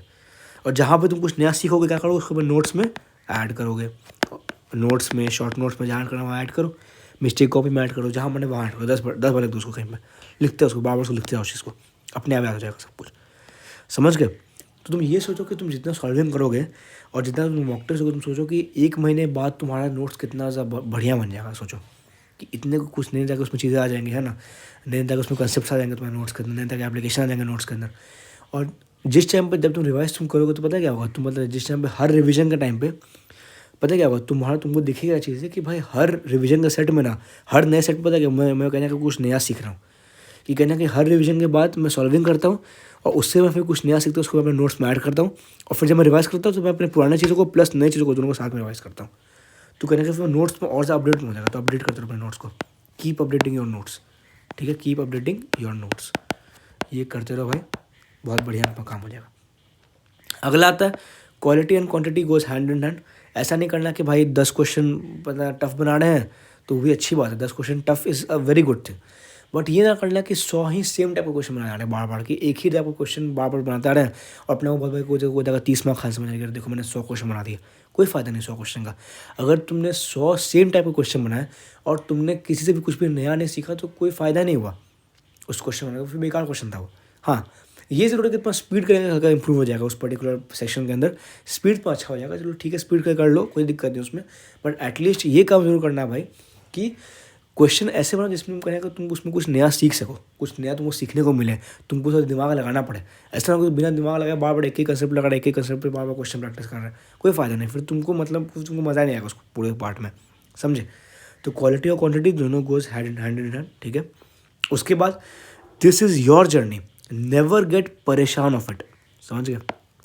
अपनी जर्नी से कभी भी परेशान मत हो भाई, कभी ऐसा मत सोचो कि अरे यार ऐसा क्यों हो रहा है मेरे साथ है, अरे यार कितना टफ है, नहीं होगा मेरे से, उस टाइप परेशान मत हो। हाँ ठीक है, कभी कभी ऐसा लगता है कि अरे कैसे होगा, अटक गए कहीं पे, वो लगता है कि भाई ओवर वो जो होता है उसको बोलते हैं ना ओवरवेलमिंग, उस टाइप का लगता है कहीं ना कहीं बहुत बार कि यार यार नहीं मन कर रहा है, बहुत टफ है, बहुत बड़ा से बचा हुआ है, बहुत काम बचा हुआ है, कैसे होगा कैसे होगा। कोई बात नहीं, करेंगे, शुरू करेंगे, कहीं ना कहीं से शुरू करेंगे ना यार, तुम्हारी जर्नी है भाई, तुमको पता है, तुमको बाद में उसको मिस करोगे उस टाइम को, तुमको लगेगा कि अरे यार कितना बढ़िया टाइम था जाएगा, कितना मज़ा आ रहा था उस टाइम पे। वैसे सोचो, पता है कि अभी तुम ऐसे पढ़ाई करो ना कि तुमको कल को अभी से 5 साल बाद तुमको ना याद आए समय का कि भाई क्या समय था यार, कितने मेहनत की उस टाइम पे भाई, उतना में तो मैं आज तक मैं कभी कर ही नहीं पाया अपनी ज़िंदगी में, जितना मैंने उस टाइम पे किया, है ना। वैसे बना अपनी ज़िंदगी को कि तुमको जे का टाइम देख के तुम भाई रिजल्ट तुम्हें ना निकले एग्जाम, एक अलग तरह का बात हो गया, बट तुमने मेहनत तुमने खूब की हो, कि मैंने ऑनेस्टली किया, मैंने ऑनेस्टी से काम किया, मैंने सही काम किया, मैंने कुछ भी फालतू काम नहीं किया, मैंने कुछ भी गलत नहीं किया अपने प्रिपरेशन में, सब कुछ मैंने एकदम सही किया। तो this is your journey, never get परेशान ऑफ इट, परेशान कभी मत हो भाई, हो जाएगा सब। अगला चीज़, become a wildlife photographer, never dwell into FOMO. Yes, exam की जर्नी के टाइम पे सबसे इंपॉर्टेंट चीज़, become a wildlife photographer, चीज़ों को देखो, चीज़ों को ऑब्जर्व करो, बाकी लोगों को देखो, उनसे प्रेरित मत हो, मतलब वैसे इंस्पायर हो, ठीक है, उसमें कोई बड़ी बात नहीं है, बट उनको देख के फोमो में मत जाओगे, फियर ऑफ मिसिंग आउट, किया यार वो ये कर रहा है, मेरे दोस्त को किताब लगा रहा है, मैं नहीं कर पा रहा, नहीं, कोई बात नहीं, उसको करने दो, ठीक है। मैं भाई क्या, मैं बस एक फोटोग्राफर हूँ। ये बता, ये लाइन था वही स्नीप बैक की वीडियो में था, ये भी उनके कैसे शॉर्ट्स में था, शादी वाला वीडियो, लाइक उनके किसी शॉर्ट में था कि एक जो शेर है ना भाई, वो हमेशा खाएगा हिरन को, बट अगर तो हिरन को बचाना चाहोगे ना भाई, तो उल्टा करेंगे, तुम ही फंसोगे उस चीज़ में, तो उसको करने दो, नेचर का रूल है भाई, नेचर चलेगा अपने हिसाब से, करने दो। तो वैसे प्रिपरेशन का रूल है, प्रिपरेशन चलता रहेगा, बहुत सारे बच्चे करेंगे फेल करेंगे, बहुत सारे बच्चे एग्जाम में स्टार्टिंग में टॉपर रहेंगे, बाद में नीचे गिर जाएंगे, बहुत लोग स्टार्टिंग में नीचे होंगे, बाद में टॉपर बन जाएंगे, ठीक है। हम लोग को बस उसके सिर्फ ना अपने आप से मतलब रखना है, यू वर्सेस यू, सिंपल सा भाई, यू वर्सेस यू, यही बस मैं प्रिपरेशन, समझ गया। Don't regret, work on proving your decisions correct. Decision पे कभी भी रिग्रेट मत किया करो, डिसीजंस पे रिग्रेट कभी नहीं करना है, no regret, work on them, ठीक है, work on them in order to make them right. अपने डिसीजन को सही प्रूव करने पे काम करो, ठीक, गलत ही क्यों ना हो, बट उसको मैं सही प्रूव करके दिखाऊंगा कि मैंने सही डिसीजन लिया। और वही बात है fix mindset versus growth mindset कि ऐसा नहीं कि भाई उदास होकर बैठ जा रहे हैं, नहीं नहीं नहीं, उदास नहीं होना है भाई, चैलेंज लेना है, मेहनत करनी है भाई, करेंगे, कैसे नहीं होगा, करके दिखाएंगे। मेरे से क्वेश्चन कैसे नहीं बढ़ेगा, मेरे मार्क्स कैसे नहीं आएंगे, मैं देखता हूँ कैसे नहीं करेंगे। 10 घंटे पढ़ रहा हूँ, ठीक है, कल मैं 12 घंटे पढ़ूंगा। अच्छा मैं 8 घंटे पढ़ रहा हूँ, ठीक है, कल मैं 9 घंटे पढ़ूंगा। अच्छा ठीक है, अच्छा आज मैंने 2 घंटा फ़ोन चलाया, कल मैं 1 ही घंटा फ़ोन चलाऊंगा। देखता हूँ भाई, मैं फ़ोन छूँगा ही नहीं, मर जाऊँगा नहीं फ़ोन छूँगा, उस टाइप को वैसे रखो भाई, एकदम चैलेंज करो अपने आप को बार बार, है ना। यहीं पे बात है वही मेन चीज़, pseudo dedication is a slow poison, तुमको डुबा देगा भाई। डेडिकेशन रखो तो फुल रखो, वरना मत रखो, बीच मत पढ़ो, बीच का बच्चा बहुत ख़राब होता है, बड़ा बेरहमी से मरता है वो, ठीक है। और लास्ट चीज़, अपॉर्चुनिटीज़ दरवाज़ा पे खटखटाती हैं, दरवाजे पे रुकती नहीं है। अपॉर्चुनिटीज़ तुम्हारे गेट पे आएंगी, नॉक करेंगे, अगर तुमने टाइम रहते हुए उसको ग्रैब कर लिया तो ठीक है, नहीं किया तो वो चले जाएंगे वहाँ से। तो प्लीज़ ऐसा काम मत करना, ये कल को बाद में तुमको रिग्रेट हो, और रिग्रेट होता है तो फिर उसको प्रूफ करने पे लग जाओ कि तुमने वो काम सही किया, उसको प्रूफ करने पे लग जाओ। So guys that's it for today's video, I hope आपको ये वीडियो पसंद आया होगा। सो ये मेरे चैनल की पहली वीडियो थी, तो आई डोंट नो कैसा बना ये वीडियो, अभी देख के पता चलेगा, मैं अभी देखूँगा। मैंने कोशिश पूरी की है कि इस वीडियो में कंटेंट अच्छा हो, क्वालिटी बहुत बढ़िया हो उस वीडियो की, और मैं वो सब कुछ कवर कर पाऊँ जितना मैंने कुछ सीखा अपने जेईई प्रिपरेशन से। ऑब्वियसली मैं सब कुछ तो कवर नहीं कर सकता एक ही वीडियो के अंदर, बट मैंने कोशिश की कि कहीं ना कहीं कंसाइज हो, तो एक बार मैं आपको जो होता है ना जनरल टिप्स, जो है जेईई प्रिपरेशन के जो एस्पिरेंट्स को मिलने चाहिए, या फिर जो बाकी कॉम्पिटिटिव एग्ज़ाम की तैयारी करना उनको भी मिलना चाहिए, तो मैंने उसको तो पूरा कवर अप करने की पूरी कोशिश की है। बाकी आपको जहाँ पे भी दिक्कत हो आप वहाँ कमेंट सेक्शन में पूछ सकते हैं, मैं आपको वहाँ बता दूंगा जो भी दिक्कत है।